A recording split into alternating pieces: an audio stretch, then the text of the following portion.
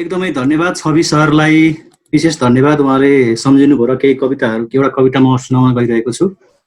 विप्लव दाई सहित सबैजनालाई नमस्ते भन्दै म मेरो कविता सुरु गर्छु। मेरो कविताको शीर्षक सूर्यबहादुर तामाङको आग्रह। सूर्यबहादुर तामाङ हामी सबैलाई थाहा छ, लकडाउनको बिचमा कीर्तिपुरको गेटमा भोकै मृत्यु भएको थियो उहाँको। म उहाँको बारेमा एउटा कविता लेख्दैछु, त्यो सुनाउँछु है त। सूर्यबहादुर तामाङको आग्रह। ए जिउँदा मान्छेहरू, मेरो शरीरको पोस्टमार्टम गर्नु अघि एउटा आग्रह छ। कृपया सक्छौ भने मेरो शरीरलाई कैँचीले होइन कलमले पोस्टमार्टम गर। मेरो हृदयमा दबाइएको विधाको महाख्यान, मेरो छातीभित्र लुकेको देशभित्रको अर्को देश पर्गेल्न सक्दैनौ कैँचीले। सक्छौ भने कृपया कलमले पोस्टमार्टम गर। यो आदिम बस्ती जस्तो लाग्ने मेरो दुब्लो शरीर, जहाँका करङहरू पढेर लेख्न सक्छौ तिमी मेरो भोकको इतिहास। सदियौंदेखि किनारामा हेपिँदा हेपिँदै छिया छिया भएको छ छाती, जहाँका छिद्रहरू गनेर लेख्न सक्छौ तिमी मेरो नागरिकता नम्बर। अभावले चुसेर बाँकी रहेको निधार, त्यही निधारमा टल्किरहने सपनाका साना साना हरफहरू, यी जम्मै हरफहरू हेरेर लेख्न सक्छौ तिमी मेरो देशको ठेगाना। सहर बोक्दा बोक्दै कुप्रिएको छ ढाड, त्यही ढाडमा लिङ्गेपिङ जोडेर मच्चिरहे देश चलाउनेहरू, यही कुप्रिएको ढाड नापेर लेख्न सक्छौ तिमी मेरो पुर्खाको दास्तान। यो सहरभन्दा प्राचीन छ मेरो नाम्लोको बेग्लै सहर, मेरो सहरका चोकहरू डुलिहेर लेख्न सक्छौ तिमी एउटा गुमनाम सहरको कथा। यो व्यवस्था भन्दा चर्किएको छ मेरो पैताला, पैताला भन्दा बढी चर्किएको छ हृदय, हृदयका यिनै फाँटहरू उक्लिएर लेख्न सक्छौ तिमी एउटा अपमानित माटोको कथा। प्रत्येक पटक भोट हाल्दा बलात्कृत भएको मेरो बुढी औँला, प्रत्येक पटक जुलुसमा जाँदा इज्जत लुटिएको मेरो मुठी, सबै सबै खोतलिएर लेख्न सक्छौ तिमी शताब्दीौं पुरानो मेरो भोकको एउटा मेरो विद्रोहको भोक। मेरो मक्किएको काँधमा टेकेर उक्लिरहे कयौं शासकहरू, त्यही काँधको गहिराई नापिएर लेख्न सक्छौ तिमी महाराजको गाडीको मोडेल। भोको बिहान बोकेर सधैँ सधैँ उदाइरहने मेरा हत्केलाका ठेलाहरू हेर लेख्न सक्छौ तिमी मेरा अधुरा सपनाहरूको अध्याय। आँखा भित्र भित्र कतै एकान्तमा आफैसँग रोदै बसेको आँसुलाई हेर लेख्न सक्छौ तिमी महाराजले काटेका मुडुला टाउकाहरूको एउटा अन्जान बस्ती। मेरो सहर पीडाको इतिहासले भरिएको एउटा बिरानो सङ्ग्रहालय हो। ए बिउजिएका मान्छेहरू, कृपया यो बिरानो यो प्राचीन सङ्ग्रहालयभित्र मेरो पीडाको अभिलेख मेटाउन कुनै कैँची पस्न नदेऊ। धन्यवाद। धेरै धेरै धन्यवाद राजु सर यो सुन्दर कविताको लागि। जापान जानुपर्छ जस्तो लागेको छ। म जापान जाने तयारीमा छु। प्रमोद अधिकारी हुनुहुन्छ जापानबाट। यो प्रविधिमा पहिलो पटक जोडिएर कविता वाचन गर्दैछु। कविताको शीर्षक 1 रुपैयाँ। 1 रुपैयाँ। कामरेड भक भकी उम्लिरहेछ रगत, कामरेड भक भकी उम्लिरहेछ रगत, मेरो पेटको पुरानो गानो फुट्ला जस्तो भयो। धेरै भो आफैलाई थुमथुम्याएको मैले, 250 वर्षदेखि बाँधेको पटुका पेटमा कसिएर अल्सर भइसक्यो। 250 वर्षदेखि पेटमा बाँधेको पटुका कसिएर अल्सर भइसक्यो। कामरेड मलाई असह्य भयो, कामरेड मलाई असह्य भयो। छातीमा दम घुट्दा पनि पट्टी पैताला फुट्दा पनि निधारमै लगाएर माटोको टिका। छातीमा दम घुट्दा पनि पट्टी पैताला फुट्दा पनि निधारमै लगाएर माटोको टिका। मैले कहिल्यै मागिन नक्सामा फिलाएर ह्याकुला, मैले कहिल्यै मागिन नक्सामा फिलाएर ह्याकुला। पुच्छर र कान समातेरै मैले इज्जतको बैतरणी तरिरहे। अफसोस आज भेरी तर्न सकिन, अफसोस आज भेरी तर्न सकिन। कामरेड मलाई असह्य भयो, कामरेड मलाई असह्य भयो। खरबौंको ढुकुटी छ तिमीसँग यति बेला, खरबौंको ढुकुटी छ तिमीसँग यति बेला। नाथे 1 रुपैयाँ के काम यो देशका लागि। भो लाज बचाउन सकिन मैले, भो लाज बचाउन सकिन मैले। राष्ट्रियता जोगाउन पनि सकिन मैले। आजै देशवासीका नाममा सम्बोधन गर्नुहोस्, मलाई अनागरिक भनिदिनुहोस्। आजै देशवासीका नाममा सम्बोधन गर्नुहोस्, मलाई अनागरिक भनिदिनुहोस्। र नाथे 1 रुपैयाँ फिर्ता गर्नुहोस्, कामरेड मलाई असह्य भयो, कामरेड मलाई असह्य भयो। देश निकाला गर्नुहोस् मन्जुर, शरणार्थी बनाउनुहोस् मन्जुर, आजीवन कारावास मन्जुर, फाँसी नै चढाए त्यो पनि मन्जुर। देश निकाला गर्नुहोस् मन्जुर, शरणार्थी बनाउनुहोस् मन्जुर, आजीवन कारावास मन्जुर, फाँसी नै चढाए त्यो पनि मन्जुर। त्यो अपमानको पगरी फनी घुमिरहेछ मेरो गिदीमा, फिर्ता गरिहाल्नुहोस् मेरो 1 रुपैयाँ, फिर्ता गरिहाल्नुहोस् मेरो 1 रुपैयाँ। कामरेड मलाई असह्य भयो, कामरेड मलाई असह्य भयो। निरङ्कुशताको जग नराख्नुहोस् त्यो सामन्तवादको बीज, निरङ्कुशताको जग नराख्नुहोस् त्यो सामन्तवादको बीज, जो गनाइरहेछ डुङ्टी आज पनि भव्य राज्य कोषको ढुकुटीभित्र राख्दै नराख्नुहोस् कामरेड, फिर्ता गरिहाल्नुहोस् अभिशप्त 1 रुपैयाँ। बरु भेरीमै बगाइदिउँला, बरु भेरीमै बगाइदिउँला, मलाई चसी घुचिरहेछ कामरेड मलाई असह्य भयो, कामरेड मलाई असह्य भयो। कामरेड लाजले म लज्जित छु, दलनले दलित छु, भोकले प्रताडित छु। कामरेड लाजले म लज्जित छु, दलनले दलित छु, भोकले प्रताडित छु। एक चोइटो नागरिकताको आगोले भत्ती पोलिरहेछ शिर। कामरेड मलाई अराष्ट्रिय घोषणा गरियोस्, कामरेड मलाई अराष्ट्रिय घोषणा गरियोस्। नाथे 1 रुपैयाँको हिसाबले मलाई चिमोटिरहन्छ युग युग, नाथे 1 रुपैयाँको हिसाबले मलाई चिमोटिरहन्छ युग युग। फिर्ता गर्नुहोस् कामरेड र विगतका सबै करतुत मेटिने गरी बगाइदिनुहोस् भेरीमै बरु, बगाइदिनुहोस् भेरीमै बरु। यो विषयको कालो इतिहास पनि म सिद्धिन चाहन्छु कामरेड, यो विषयको कालो इतिहास पनि म सिद्धिन चाहन्छु कामरेड। मलाई असह्य भयो, मलाई असह्य भयो त्यो 1 रुपैयाँ, त्यो 1 रुपैयाँ। धन्यवाद। धन्यवाद प्रमोद सर जापानबाट यो सुन्दर कविताको लागि। अब जापान पछि सिधै म नेपालगञ्ज जाने तयारीमा छु र नेपालगञ्जमा हुनुहुन्छ हामीसँग रसिक राज। कविताको शीर्षक छ कालो मान्छे। भो भो यो क्यामेरा नतेर्स्याउनुहोस् मतिर साहेब, म अँध्यारोको धसगजामा उभिएर कसका लागि खिचौँ तस्बिर। भो भो यो क्यामेरा मतिर नतिर्स्याउनुहोस् साहेब, म अँध्यारोको धसगजामा उभिएर कसका लागि खिचौँ तस्बिर। स्कुलको पहिलो दिन ढोकाबाट छिर्ने बित्तिकै म सहपाठीका आँखाबाट झरेँ र पुगेँ अन्तिम बेन्चमा। स्कुलको अन्तिम दिन अन्तिम बेन्चबाटै मैले देखेथेँ कक्षा कोठाको व्हाइट बोर्डमा मास्टरजीले कालो लेख्दा मतिर फर्केर हाँसेका अनुहारहरू। जागिरको पहिलो दिन जब सरकारी दफ्तरमा पुगेँ, सहकर्मीहरूले मेरो अनुहारको रङ हेरे र मेरो प्रमाणपत्रमाथि शङ्का गरे, मेरो नागरिकतामाथि शङ्का गरे। बिहेको पहिलो रिस्ता मेरो छालाकै कारण सेलायो, तर पनि आमा हरेक पटक ब्राइटनेस बढाएर पठाउँछिन् फोटो र रिस्ताका लागि आएकाहरू हरेक पटक मलाई हेरेर फर्किन्छन् रिसाएर। साहेब म कति भनौँ मेरी आमालाई कि फोटोमा ब्राइटनेस बढाउन मिले जसरी मेरो छालामा ब्राइटनेस बढाउनै मिल्दैन। भो भो यो क्यामेरा नतेर्स्याउनुहोस् मतिर, यसले कहिल्यै देख्दैन। भो भो यो क्यामेरा नतेर्स्याउनुहोस् मतिर, यसले कहिल्यै खिच्दैन मेरो मनमा परेको पीरको फोटो, यसले कहिल्यै खिच्न सक्दैन मेरो जिन्दगीमा लागेको ग्रहणको फोटो। यो बजार जहाँ चाउचाउ दालमोठ र कन्डमको विज्ञापनमा समेत छालाको रङ हेरिन्छ, जहाँ हरेकलाई मेरी आमाको कालो अनुहार माग्नेको जस्तो लाग्छ, त्यहाँ हजुर मेरो मनको रङ देख्नै सक्नुहुन्न।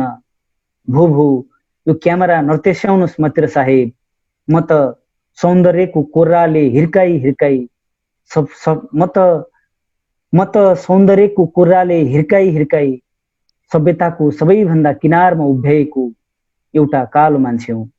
धन्यवाद। अब म आजका प्रमुख अतिथि डाक्टर विप्लव ढकाललाई म अनुरोध गर्छु। धन्यवाद तपाईहरुको सबैलाई, हार्दिक स्वागत छ। सबभन्दा पहिले त यति सुन्दर कार्यक्रममा यहाँहरूले मलाई पनि यो जुन तपाईहरुका कविता अहिले यो जुन भर्चुअल माध्यमबाट सुन्ने जुन अवसर दिनुभयो यसको लागि धेरै धेरै धन्यवाद। म सुरुमै भन्न चाहन्छु। र अब जस्तो कि म थोरै अब यो आज अहिले वाचन गरिएका 3वटा कवितालाई नै रेफरेन्स लिएर म आफ्ना केही कुराहरू यहाँ तपाईहरु समक्ष प्रस्तुत गर्न चाहन्छु। साथीहरु, जस्तो यो भनौँ मैले अब यो कविता लेखन के हो, कविता कसरी लेख्ने, कविता लेखनमा विषयको चयन कसरी गर्ने, अनि त्यसलाई प्रभावकारी ढङ्गबाट कसरी प्रस्तुत गर्ने भन्ने जुन एउटा एकदमै हरेक कविका अगाडि उभिएको अत्यन्तै महत्त्वपूर्ण प्रश्न जुन छ, यो प्रश्नकै उत्तर खोज्दै करिब करिब 3.5 दशकदेखि कविता लेख्दै आइरहेको छु।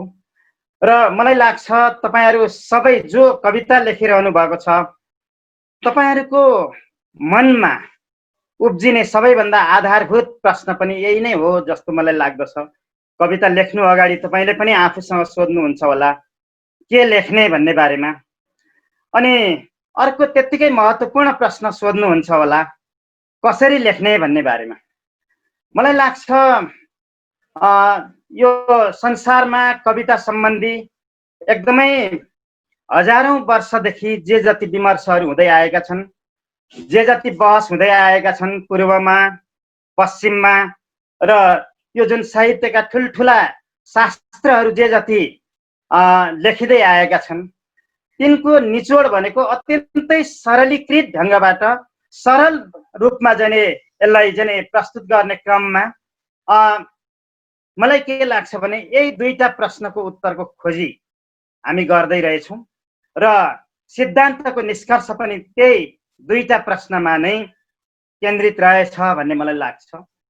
र यिनै आधारभूत प्रश्नहरू जस्तो अब आज लेखिएका कविताहरू जुन छन् या आज अहिले तपाईहरुले सुनाउनु भएका कविताहरू, यी कविता तपाईहरु सबैले सुन्नु भएको छ र त्यसमा पनि एकपल्ट तपाईले ध्यान दिएर यी प्रश्नलाई आधार मानेर एकपल्ट फेरि मनमा नै त्यसलाई जाने ती कविता कस्ता कविता हुन्, ती कवितामा कहाँनेरि कमजोरी छ या ती कविताको सबैभन्दा ठुलो शक्ति के हो भन्ने बारेमा महसुस गर्नुहोस् त। र हामीले हाम्रा कवितामा पनि हामीले कविता लेख्ने क्रममा जो कविता लेख्छौँ, कविता लेखिसकेपछिको सबैभन्दा पहिलो पाठक आफै हो र सबैभन्दा पहिलो कडा आलोचक पनि आफै हो। र त्यो आलोचकीय चेत कविता लेखिसकेपछि हरेक कविले आफूभित्रको त्यो आलोचकलाई त्यो चाहिँ कवितामा भएका कमी कमजोरीहरूदेखि लिएर त्यसका राम्रा नराम्रा सबै पक्षहरूलाई सही ढङ्गले राम्रो ढङ्गले जाने हेर्न सक्ने त्यो आलोचकलाई बिउझाउनु पर्छ होला जस्तो मलाई लाग्दछ। र जहाँसम्म अघि जुन साथीहरूले भन्नुभयो राम अविकासजीले कि कविताको कोरियोग्राफी, यो कोरियोग्राफी भनेको खासमा यो म्यानेजमेन्ट हो। कवि एउटा म्यानेजर हो र त्यो कविता लेख्नु पनि एउटा जाने एकदमै ठुलो त्यो एउटा जाने त्यो एउटा म्यानेजमेन्ट हो भन्ने निष्कर्षमा म पुगेको छु। र अब यो म्यानेजमेन्ट चाहिँ केमा गर्ने, कसरी गर्ने भन्ने सन्दर्भमा जस्तो कि सुरुदेखि नै तपाईले के लेख्ने भन्ने साथ त्यो प्रश्नको उत्तर खोज्ने क्रममा तपाईले विषयको चयन कसरी गर्ने, यो प्रश्न नै हामी सबै कविता लेख्दै आएका साथीहरूको मनमा पहिले उब्जिने प्रश्न हो। त्यो प्रश्नलाई सबभन्दा पहिले म्यानेज गर्नु पर्यो जस्तो मलाई लाग्दछ। के लेख्ने, कुन विषयमा लेख्ने, विषय खोज्न कहाँ जाने, कि हामीले हाम्रो वरिपरिमै रहेका जुन दिनदिनै घटिरहेका घटनाहरू छन् तिनै घटनालाई आधार मानेर विषय लेख्ने हो कि या विषय खोज्न कुनै शास्त्र र सिद्धान्तका जङ्गलतिर, त्यो दुर्गम जङ्गलतिर जाने हो कि कहाँ जाने, सबभन्दा पहिले त्यो हामीले निर्धारण गर्नुपर्छ जस्तो मलाई लाग्दछ विषय चयन। र दोस्रो अब चाहिँ तपाईले त्यो कुनै निश्चित विषयमा, जस्तो कि अघि अब पहिलो कविता जुन राजु स्याङतानजीले अस्ति भर्खरै पेट्रोलको जुन घटना भयो सूर्यबहादुर तामाङसँग सम्बन्धित, उनी सडकमै मरे, त्यो एउटा विषय हो। र त्यो विषयलाई अब चाहिँ उहाँले कसरी चाहिँ अब त्यसलाई व्यवस्थित ढङ्गले प्रस्तुत गर्दै हुनुहुन्छ, कसरी प्रस्तुत गर्ने भन्ने अब त्यो त्यो अहिलेको समसामयिक विषय हो। उहाँले समसामयिक विसङ्गतिको एउटा पराकाष्ठा भोगिरहेको पात्रलाई म मेरो कविताको विषय बनाउँछु भनेर चाहिँ उहाँले चयन गर्नुभयो र त्यो पात्रप्रति न्याय गर्दै उहाँले कविता लेख्नुभयो। र दोस्रो कुरो अब चाहिँ जस्तो कि अब यो सूर्यबहादुर तामाङको कविता लेख्ने क्रममा ऊ त एउटा विशिष्ट पात्र हो भने उसको जीवनसँग गाँसिएका कुराहरू, त्यो घटनासँग गाँसिएका कुराहरूको पनि अलिकति त अनुसन्धान त गर्नु पर्यो होला, त्यसको सामग्री सङ्कलन त गर्नु पर्यो होला र त्यो सामग्रीको व्यवस्थापन त गर्नु पर्यो होला उहाँले।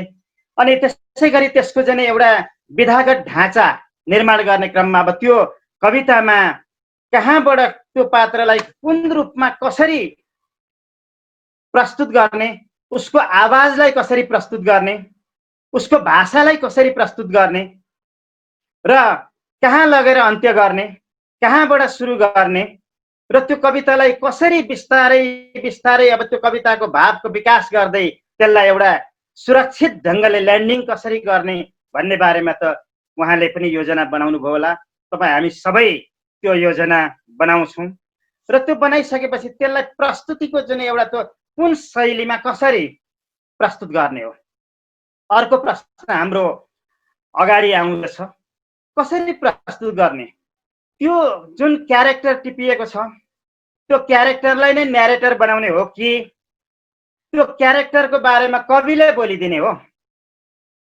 यी कुराहरू पनि आउँछन् र कुन शैलीमा कसरी प्रस्तुत गर्ने, यो जुन न्यारेटर एज अ क्यारेक्टरको रूपमा हो कि या त्यो चाहिँ अब न्यारेटरले नै अब चाहिँ त्यो क्यारेक्टरको वर्णन गर्ने हो। जहाँसम्म यो जुन सूर्यबहादुर तामाङसँग सम्बन्धित सूर्यबहादुर तामाङको आग्रह भन्ने कविता जुन राजु स्याङतानले असाध्यै सुन्दर कविता प्रस्तुत गर्नुभयो, त्यसमा उहाँले त्यही क्यारेक्टरलाई नै आफ्नो पीडा र आफ्नो दुर्नियतिको जुन न्यारेसन गर्ने, त्यो वर्णन गर्ने न्यारेटरको रूपमा उहाँले प्रस्तुत गर्नुभएको छ। र यिनै केही आधारभूत कुराहरू म अब यो सिद्धान्ततिर बढी जाने भन्दा पनि व्यावहारिक ढङ्गबाट हामीले कवितामाथि विमर्श गर्नुपर्छ होला जस्तो मलाई लाग्दछ। मलाई यहाँ यो चरणमा जस्तो कि 3टा कविता जुन प्रस्तुत गरिए, ती तीनैटा कविताहरू किनारीकृत मान्छेको आवाजलाई प्रस्तुत गर्ने कविता हुन्, सबाल्टनसँग सम्बन्धित कविता हुन्। तपाईँले अब यो 1.5 दशक यता देखिरहनु भएको छ, अधिकांश कवितामा त्योभन्दा पहिले राम्ररी प्रयोग नगरिएका पात्रहरू र त्योभन्दा पहिले नसुनिएका आवाजहरू, ती पात्रका आवाजहरू हामीले सुन्दैछौँ। र जहाँसम्म यो पछिल्लो समयमा जुन किनारीकृत पात्रहरू या किनारीकृत मान्छेहरू, विभिन्न किसिमबाट किनारीकरणमा परेका ती सबाल्टन पात्रहरूको आवाजलाई जुन प्रस्तुत गर्ने क्रममा अब जस्तो कि यसैमा पनि अब जुन कोरियोग्राफीको जुन सन्दर्भ भनेको जस्तो अब म यहाँ यिनै कवितालाई आधार मानेर जस्तो कि म भन्दैछु कि अब राजुजीकैबाट अनि त्यसपछि अरू कवितामा पनि म जानेछु। सूर्यबहादुर तामाङको आग्रह भनेर भन्नुभयो, सबाल्टनमा केन्द्रित भएर लेख्ने क्रममा सबैभन्दा पहिला अब जस्तो कि 5वटा कुरा आधारभूत कुरा हुन् जस्तो मलाई लाग्छ। पहिलो कुरा त पहिचानको कुरा हो। त्यो सबाल्टन पात्र को हो, सबाल्टनको पहिचान सहित उसको पहिचान सहित कवितामा त्यसलाई कसरी प्रस्तुत गर्ने भन्ने जुन एउटा अत्यन्तै गम्भीर प्रश्न हो। पहिलो कुरा सबाल्टनको पहिचानसँग सम्बन्धित कुरा हो। र दोस्रो नम्बर 2मा प्रतिनिधित्व, त्यो सबाल्टनको जुन प्रतिनिधित्व हामी चाहिँ कवितामा कुन रूपमा कसरी गर्दैछौँ? दोस्रो प्रश्न। र तेस्रो प्रश्न हेर्नुहोस् त, अब यो चाहिँ आधारभूत प्रश्न कि भाषा, त्यो जुन पात्र हामी प्रयोग गर्दैछौँ र जुन पात्रलाई हामी न्यारेटर बनाइरहेका छौँ र जुन पात्रले न्यारेसन गर्दैछ, त्यो भाषा के उसैको भाषा हो कि कविले त्यो पात्रको भाषा खोसेको छ?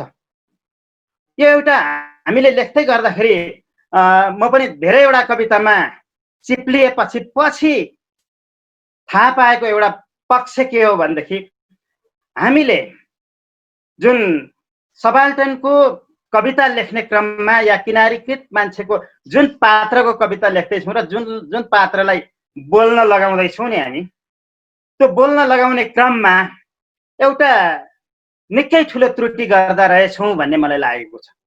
म आजकै कविताबाट म उदाहरण दिन्छु। यो सूर्यबहादुर तामाङको आग्रह भन्ने यो जुन कवितामा रहेको पात्र, त्यो पात्रको अवस्था जुन छ, त्यो पात्रले 2-3वटा साह्रै गरुङ्गा शब्दहरू बोलेको छ। ऊ घरि पोस्टमार्टम भन्छ, एक ठाउँमा उसले महाआख्यान पनि भनेको छ। र अब के त्यो पात्र जो बोलिरहेको छ त्यसले ती शब्दहरू प्रयोग गर्न सक्ने अवस्थामा छ त? हो, यो एउटा आधारभूत कुरा हो।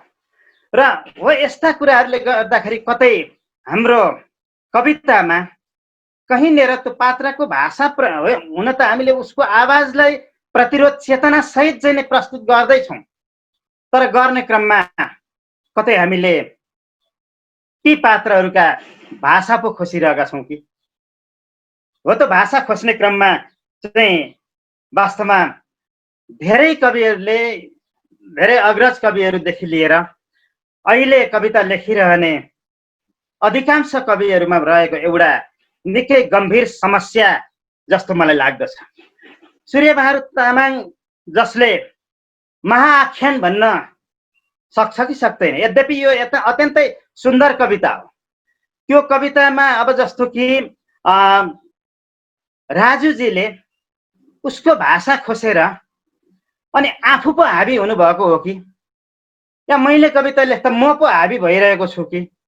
यी कुराहरू पनि वास्तवमा कविताको कोरियोग्राफीसँग सम्बन्धित छ। जस्तो कि अब यहाँ जापानबाट प्रमोद अधिकारीजीले जुन 1 रुपियाँ भन्ने कविता प्रस्तुत गर्नुभयो, त्यसमा उहाँले जुन यो अरू केही भन्नुभएको छ, त्यो भेरी भन्ने शब्द या भेरी नदी तर्न सकिन भन्ने जुन एउटा त्यो पात्र, त्यहाँ उहाँले जुन एउटा म पात्रको पीडालाई जुन प्रस्तुत गर्नुभएको छ, त्यो म पात्र प्रमोद अधिकारी म होइन कि? त्यो पात्र भनेको एउटा किनारीकृत पात्र बोलिरहेको छ, एउटा सबाल्टन पात्र बोलिरहेको छ र उसले भनिरहेका विभिन्न कुराहरू कि अब जस्तो त्यस कवितामा उसले अब जने कसरी बोलिरहेको छ। म एउटा अलिकति प्रसङ्ग उठाउन चाहन्छु। पछिल्लो समयमा यो सबाल्टनको मुद्दालाई या किनारीकरणको मुद्दालाई एकदमै सतहमा ल्याउने, कविताका माध्यमबाट सतहमा ल्याउने ठुलो भूमिका, एउटा निकै महत्त्वपूर्ण भूमिका तपाईँहरूले कतिको महसुस गर्नुभएको छ। एउटा के अरे इतिहासको टर्निङ पोइन्टमा रहेको एउटा भूमिका जुन विषयनगरची भन्ने पात्र जुन छ, त्यो पात्रलाई टिपेर कवि श्रवण मुकारुङजीले जुन कविता लेख्नु भएको छ र त्यो पात्रको भाषा उसैलाई फिर्ता गर्दै जसरी चाहिँ त्यसलाई एउटा कलात्मक ढङ्गले प्रस्तुत गर्नुभएको छ, यहाँ पनि यो म पात्र जुन विषयनगरची नै यहाँ पनि बोलिरहेको छ। ती दुईटा पात्र जस्तो हाम्रो प्रमोद अधिकारीको विषयनगरची अनि श्रवण मुकारुङको विषयनगरची, तिनीहरूले बोल्ने भाषाको अवस्थालाई हामीले एकपल्ट तुलना गरेर हेरौँ त। अथवा हेर्नुहोस्, यो कल्चरल ट्रान्सफर्मेसनको जुन सन्दर्भ छ, सांस्कृतिक रूपान्तरणको सन्दर्भ, कि यो विषयनगरची भन्ने पात्र जुन हाम्रो प्रमोद अधिकारीजीको कविताको नायक अहिले म पात्र भएर जुन आइरहेको त्यो नायक पात्र, कि यो पात्र नेपाल एकीकरणको एउटा बिन्दुमा पृथ्वीनारायण शाहसँगै चाहिँ अब कतिपय अब पृथ्वीनारायण शाहलाई विभिन्न अर्थी उपदेश दिँदै होइन एउटा ऐतिहासिक भूमिका निर्वाह गरेको एउटा पात्र हो, एउटा प्रतिनिधिक चरित्र हो। त्यो पात्र नेपाली साहित्यमा 2008 सालमा फेरि जन्मिएको छ। भीमनिधि तिवारीको एउटा एकाङ्की छ विषयनगरची भन्ने, र त्यो इतिहासको यस्तो टर्निङ पोइन्टमा फेरि अर्को दोस्रो टर्निङ पोइन्टमा जन्मिएको छ त्यो पात्र कि त्यसले अब जाने त्यो जुन 2008 सालको 7 सालको परिवर्तनको सेरोफेरोको आवाजलाई जाने त्यसले प्रस्तुत गरेको छ। र त्यो जुन सुरुको विषयनगरची ओरिजिनल विषयनगरची जुन हो त्यहाँदेखि 2008 सालमा भीमनिधि तिवारीले प्रस्तुत गर्नुभएको विषयनगरचीसम्म आइपुग्दाखेरि त्यसको त्यो जुन सांस्कृतिक रूपान्तरणको प्रक्रिया त्यो समय सँगसँगै कसरी अघि बढिरहेको छ र 62-63 सालको जनआन्दोलनको पूर्व सन्ध्यामा जुन श्रवण मुकारुङजीले फेरि त्यो पात्रलाई जन्माउनु भएको छ। फेरि नेपाली साहित्यको इतिहासको अर्को एउटा अत्यन्तै गम्भीर कालखण्डमा त्यो पात्र आएको छ र त्यो बेला ऊ कसरी बोल्दैछ। मैले यो कुरालाई जोड दिन खोजेको हो भने सबाल्टनको पहिचान, प्रतिनिधित्व, दोस्रो, तेस्रो भाषा र चौथो चाहिँ अत्यन्तै महत्त्वपूर्ण पक्ष भनेको त्यसको प्रतिरोध चेतना। किनारीकरणमा पारिएका पात्रहरू, किनारामा रहेका पात्रहरूले केन्द्रमा आउनको लागि गरेको जुन त्यो एउटा प्रतिरोधको प्रयत्न र त्यसको चेतनालाई कसरी कविले प्रस्तुत गर्दैछ। अथवा प्रमोदजीको यो कवितामा यो जुन 1 रुपैयाँ कवितामा त्यो पात्रको प्रतिरोधी चेतनालाई उहाँले कुन रूपमा प्रस्तुत गर्नुभएको छ। मलाई लाग्छ यसमा जसरी बोल्नु पर्थ्यो प्रमोदजीको 1 रुपैयाँको जुन विषयनगरचीले त्यसरी बोल्न सकिरहेको छैन कि, या अझै त्यसले चाहिँ अब जुन उसको बोल्ने भाषामा कहीँ न कहीँ पुनरावलोकन गर्नु पर्ने हो कि, यी कुराहरू रहेका छन्। र सँगसँगै अब जस्तो कि त्यसमा अर्को 5औं कुरा भनेको सबाल्टनका सन्दर्भमा यो जुन लेखकको लोकेसन, अर्थात् कसले बोल्दैछ सबाल्टनको लागि, त्यो सबाल्टन समुदायकै व्यक्तिले बोलिरहेको छ कि जसलाई अब सबाल्टन सम्बन्धी नै अब जुन सबभन्दा पहिले असाध्य गम्भीर रूपमा सबाल्टनका बारेमा विचार प्रस्तुत गर्ने ग्राम्चीले अब भनेका छन् कि त्यही समुदायको व्यक्तिले बोलिरहेको छ कि, त्यसलाई उनले जन एउटा शब्द अर्गानिक बुद्धिजीवी भनेर भनेका छन् कि अब यो जुन सूर्यबहादुर तामाङको सन्दर्भमा पात्रको लोकेसन र लेखकको लोकेसन एकदमै एउटै छ। बडो न्यायपूर्ण ढङ्गबाट उहाँले जने त्यो जुन यो सूर्यबहादुर तामाङको पीडालाई, सूर्यबहादुर तामाङको जुन अब जने जीवनको एउटा जने दुर्नियतिलाई राजु स्याङतामजीले असाध्यै न्यायपूर्ण ढङ्गबाट प्रस्तुत गर्नुभएको छ। यद्यपि त्यो पात्रको जुन भाषा खोज्ने सन्दर्भ त छँदैछ, उहाँले त्यसमा आफ्ना ढङ्गले फेरि पनि सोच्नु नै हुन्छ होला। र त्यसै गरी नेपालगञ्जबाट हाम्रो रसिकजी साह्रै सुन्दर कविताहरू लेख्नुहुन्छ। रसिकजीको कालो मान्छे यो पनि एउटा सबाल्टन पात्र हो।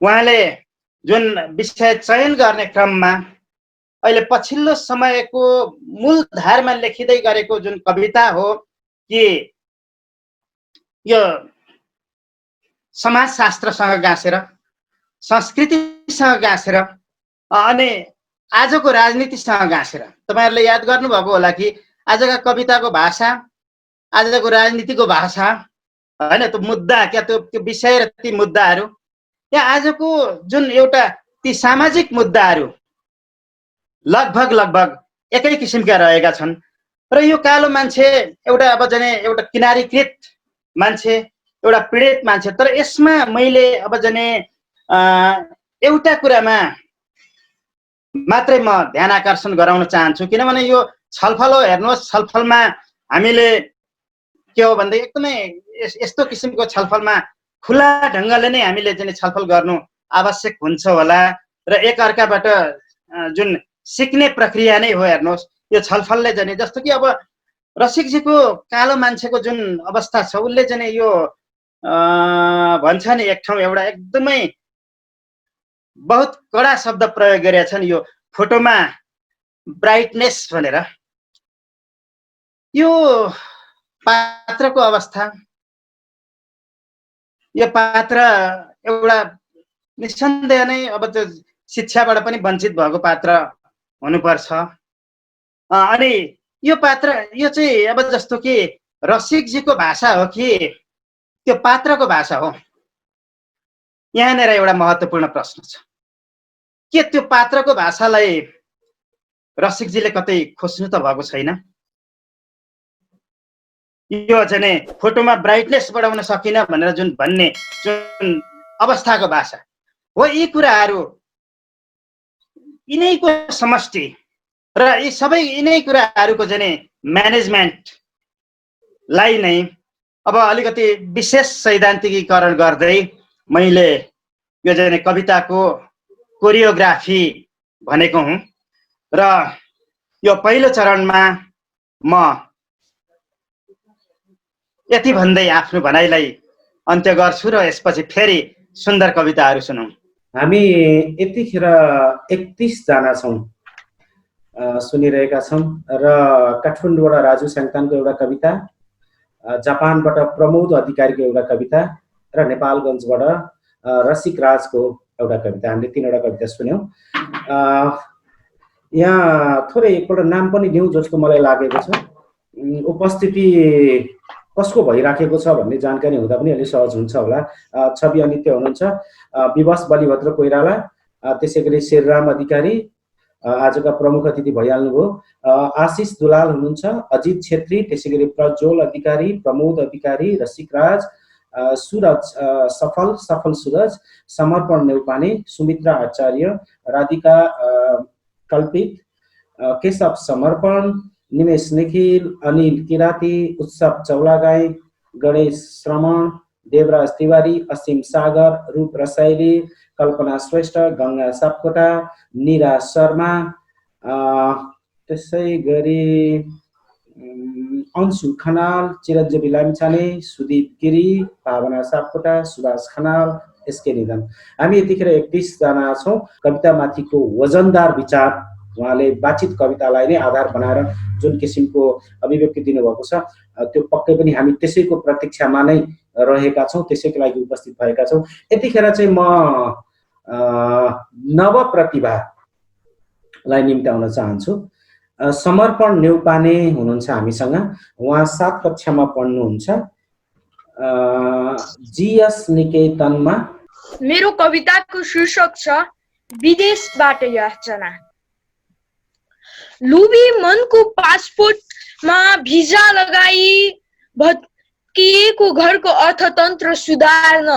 लुबी मनको पासपोर्टमा भिजा लगाई भत्किएको घरको अर्थतन्त्र सुधार्न, 4 सन्तानको छाक टार्न, बोर्डिङको महँगा फी तिर्न उडे म अरब।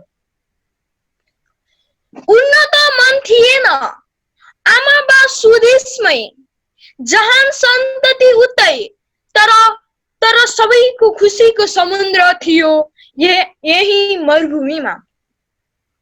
देशको याद आउँथ्यो, लाग्थ्यो घाउ स्वाभिमानमा, तर घाउमा लगाउँथे मलम बिरामका बिट्टाहरूले।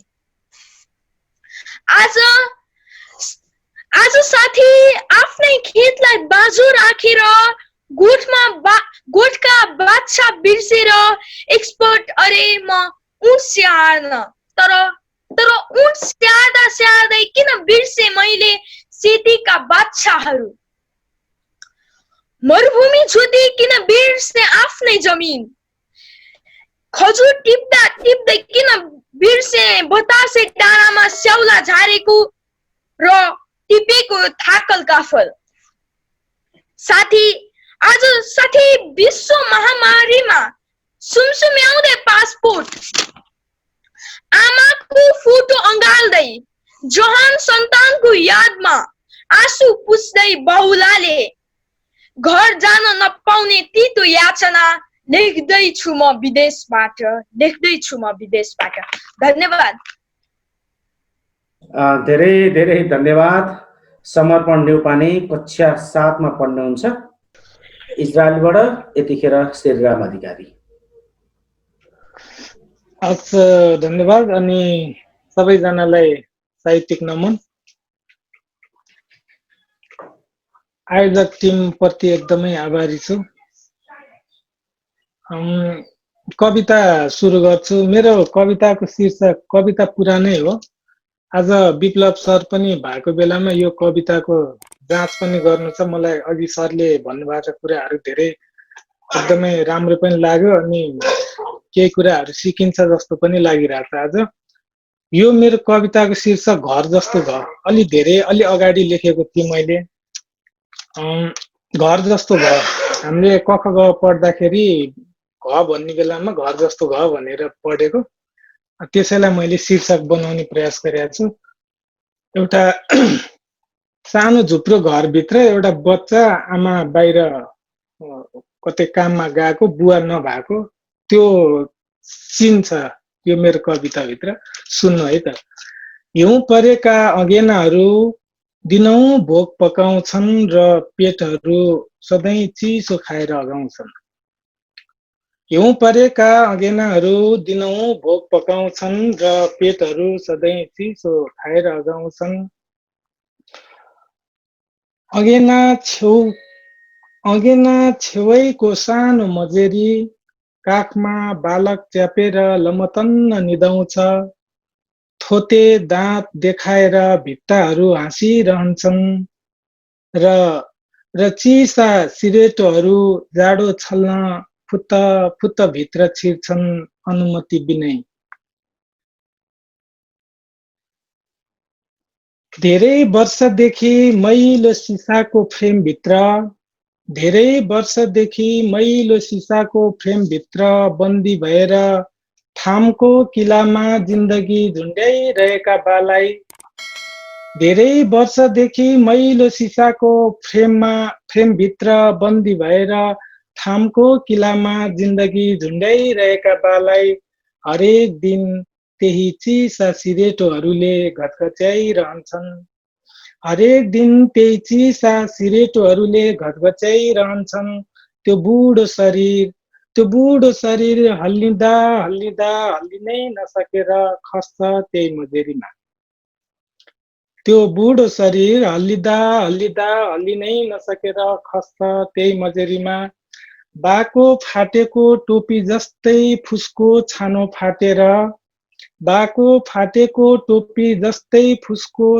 फाटेर अभावहरू चुहिन्छन् बर्सादी दिनहरूमा।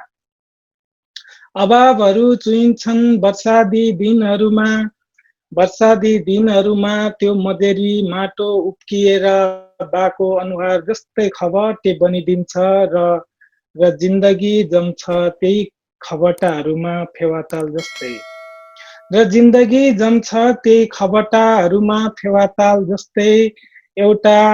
एउटा कलिलो औँला घोटिन्छ बाको त्यही झरेको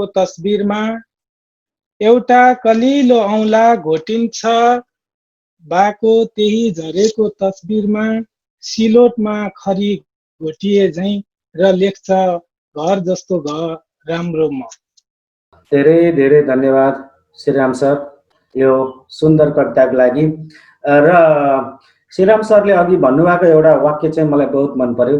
कविताको जाँच पनि गराउनु छ आज डाक्टर साहबलाई भन्नुभएको थियो।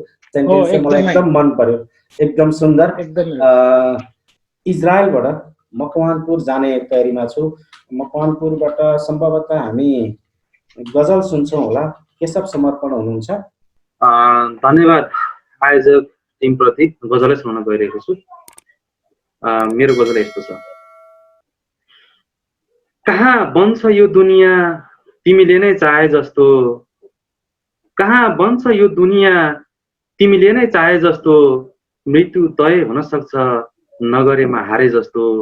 कहाँ बन्छ यो दुनियाँ तिमीले नै चाहे जस्तो, मृत्यु तय हुन सक्छ नगरेमा हारे जस्तो।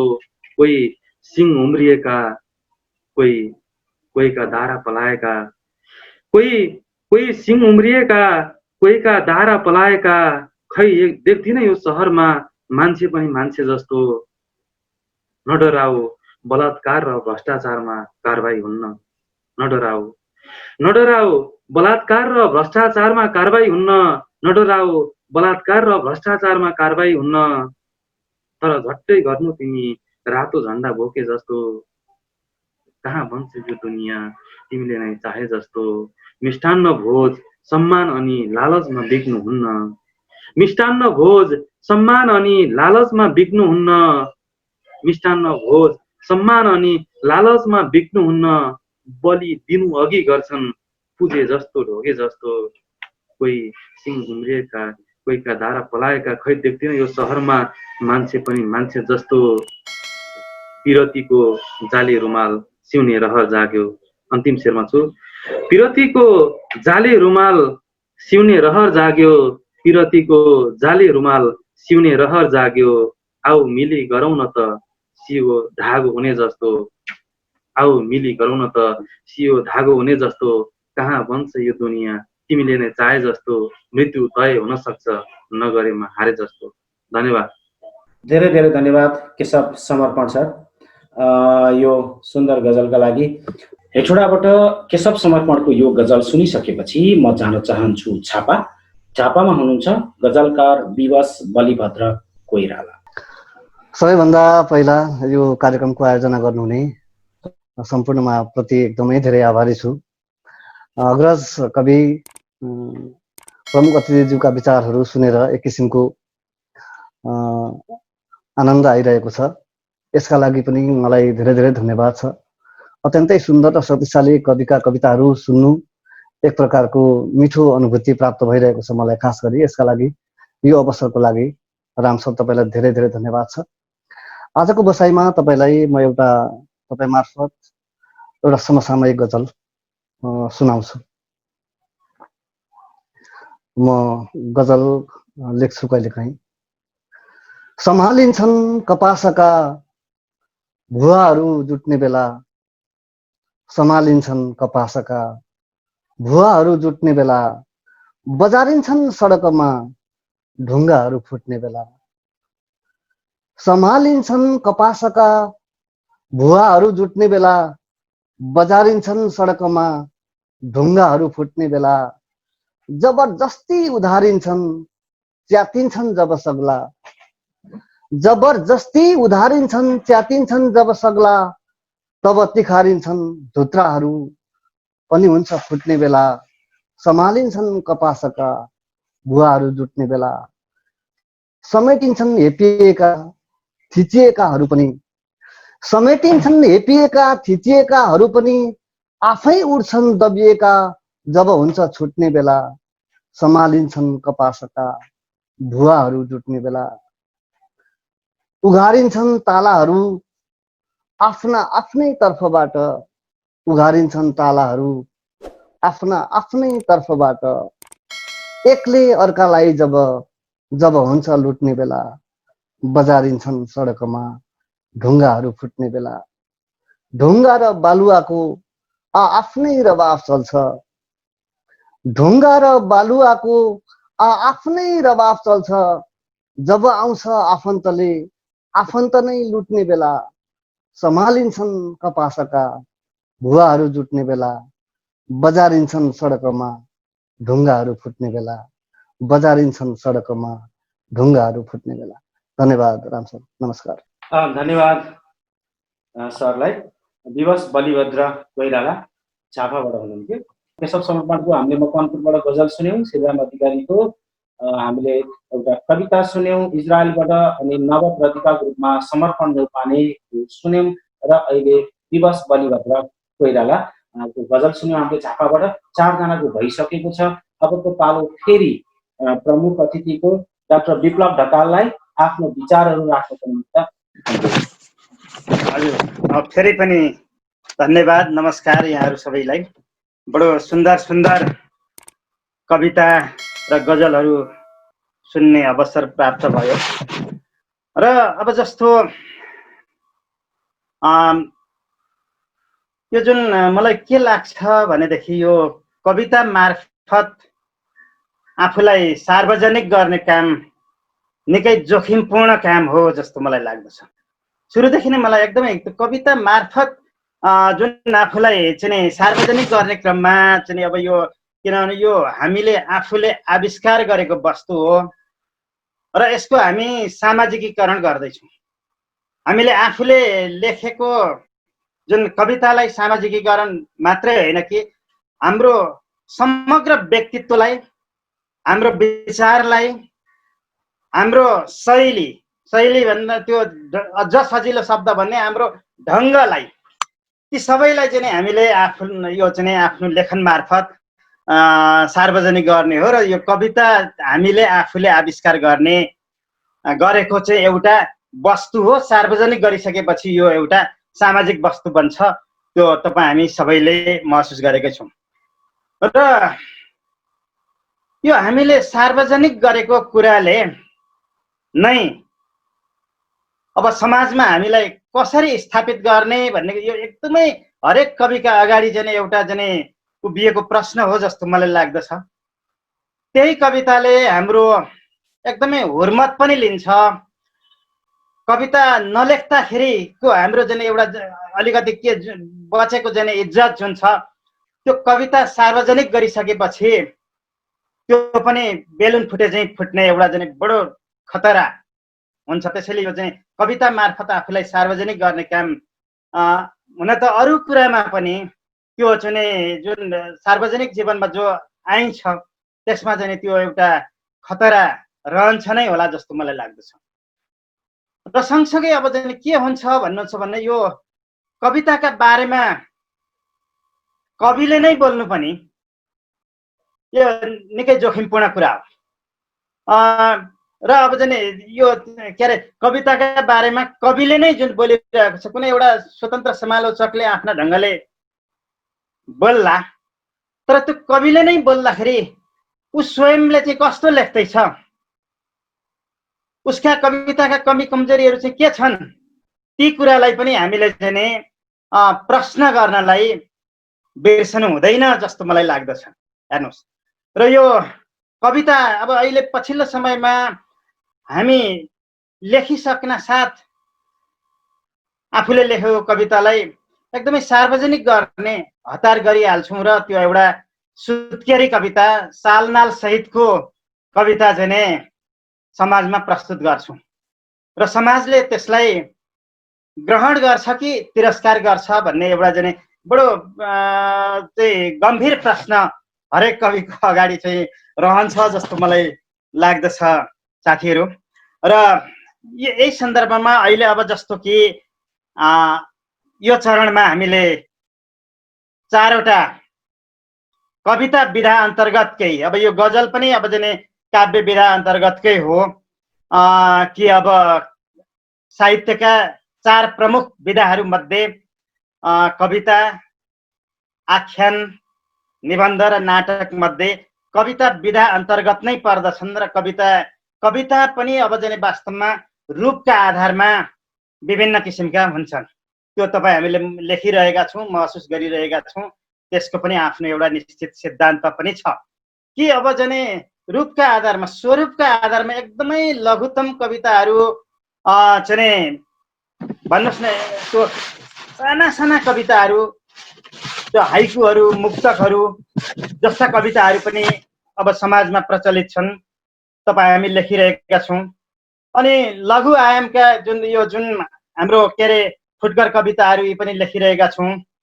मझौला आयामका कविताहरू, खण्डकाव्यहरू, लामा कविताहरू पनि लेखिँदैछन् र एकदमै बृहत आयामका कविताहरू ती पनि लेखिँदैछन्। त्यसको आकारका आधारमा त्यसलाई वर्गीकरण गर्न सकिन्छ। यसमा एउटा बहस होस्, एउटा विमर्श होस् भनेर मैले विगत 45 दिनदेखि एउटा चाहिँ यो साना साना खालका कविताहरू, एकदमै भावको घनत्व भएका कविताहरू, जुन कवितालाई चाहिँ अब चाहिँ हामीले स्वाट पढ्न साथै त्यसको चाहिँ एउटा झ्वाममा एकैचोटि त्यसका चाहिँ सबै अवयवहरूलाई हेर्न सक्ने किसिमका ती कविताहरू, यो चाहिँ धेरै नेपाली कविहरूका कविताहरू मैले सार्वजनिक गरिरहेको छु।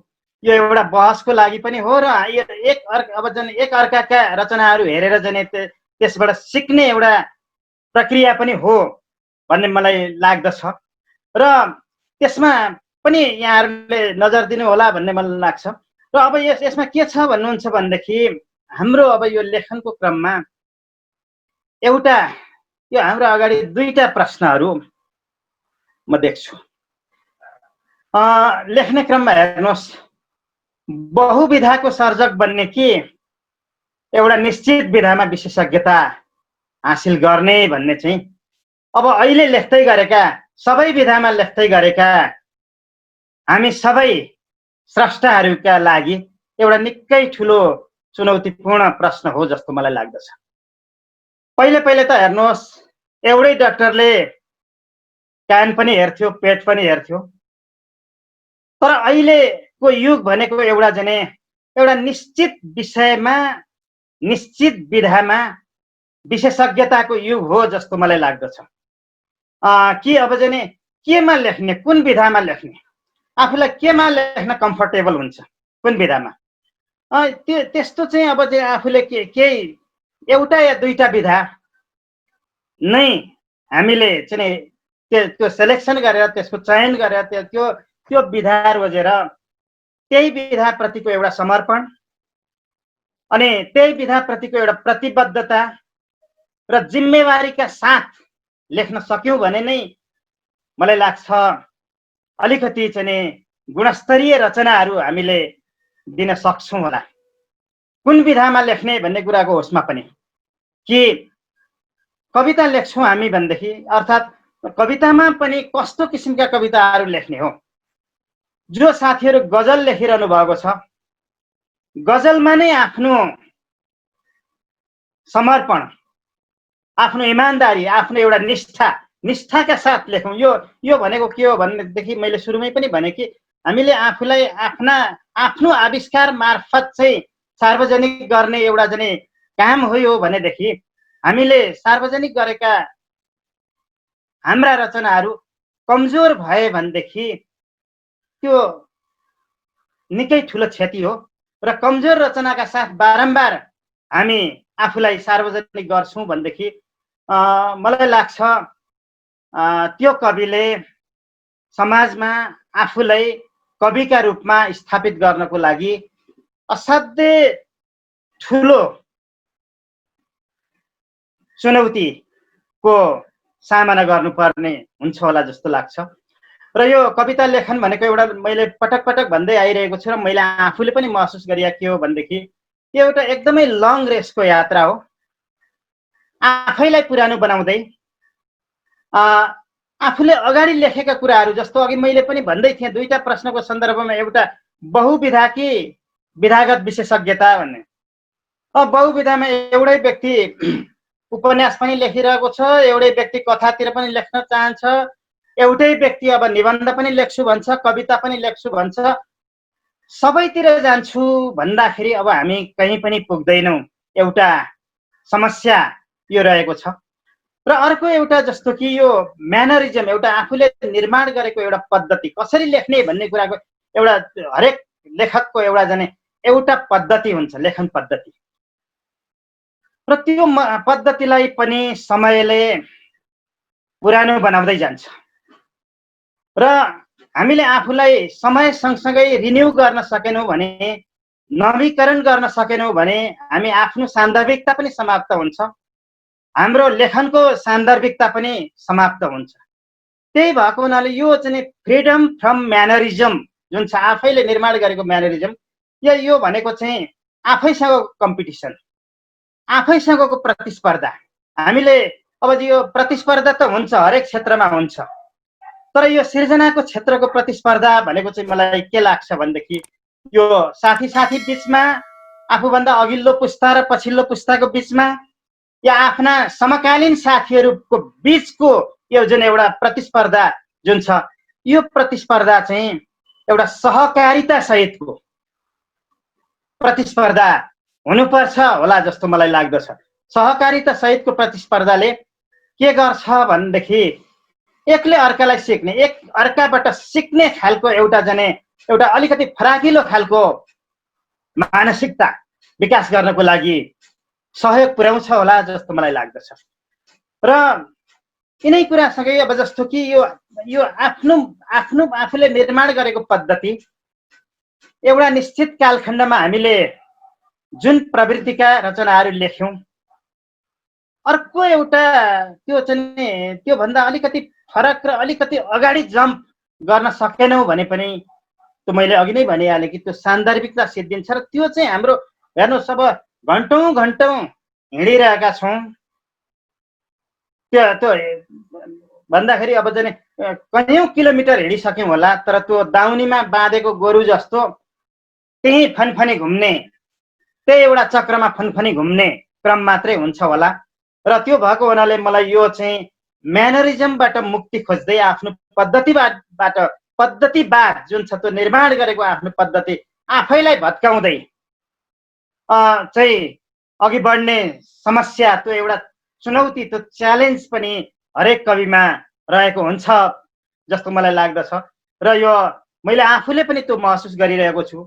र अहिले जस्तो कि हामीले अब यो चरणमा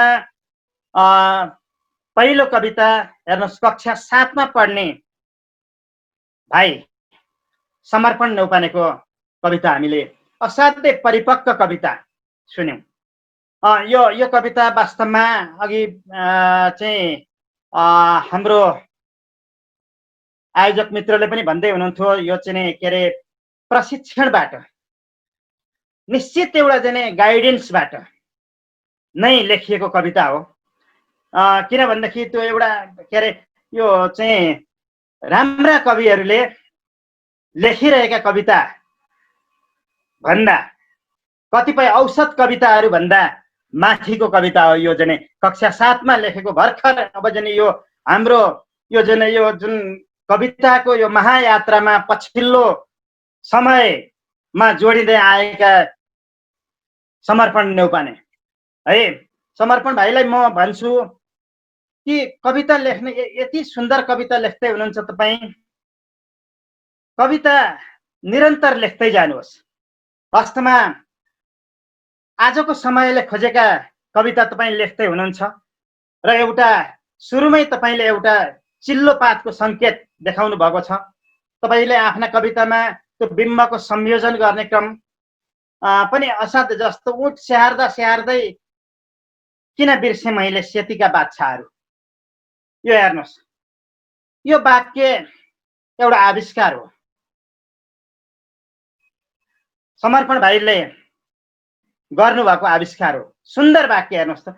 यिनै हामीले अब चाहिँ के अरे आफ्नै वरिपरि भएका, आफूले सधैँ प्रयोग गर्दै आएका तिनै वाक्यहरूलाई चाहिँ के अरे जोड्दै, तिनै वाक्यलाई सजाउँदै त्यसैबाट एउटा क्राफ्ट निर्माण गर्ने, त्यसैबाट एउटा कौशल निर्माण गर्ने, त्यो काम त रहेछ नि कविता भनेको त। र त्यसलाई अब चाहिँ सरलतापूर्वक अहिले पछिल्लो समय पनि अब कतिपय जस्तो सुरुमा हेर्नु 17 सालदेखि झन्डै अब चाहिँ 35-36 सालसम्मको अवधिमा एकदमै कठिन कडा होइन प्रयोगशील कविताहरू लेखिएका थिए। तर पछिल्लो समयमा अत्यन्तै सरल भाषामा चाहिँ हामी कविता लेखिरहेका छौँ, सबै कविता लेख्दैछौँ। यो सरलता भनेको शक्ति हो र सरलता चाहिँ यो कला सहितको, सौन्दर्य सहितको सरलता जरुरी हुन्छ होला जस्तो मलाई लाग्दछ।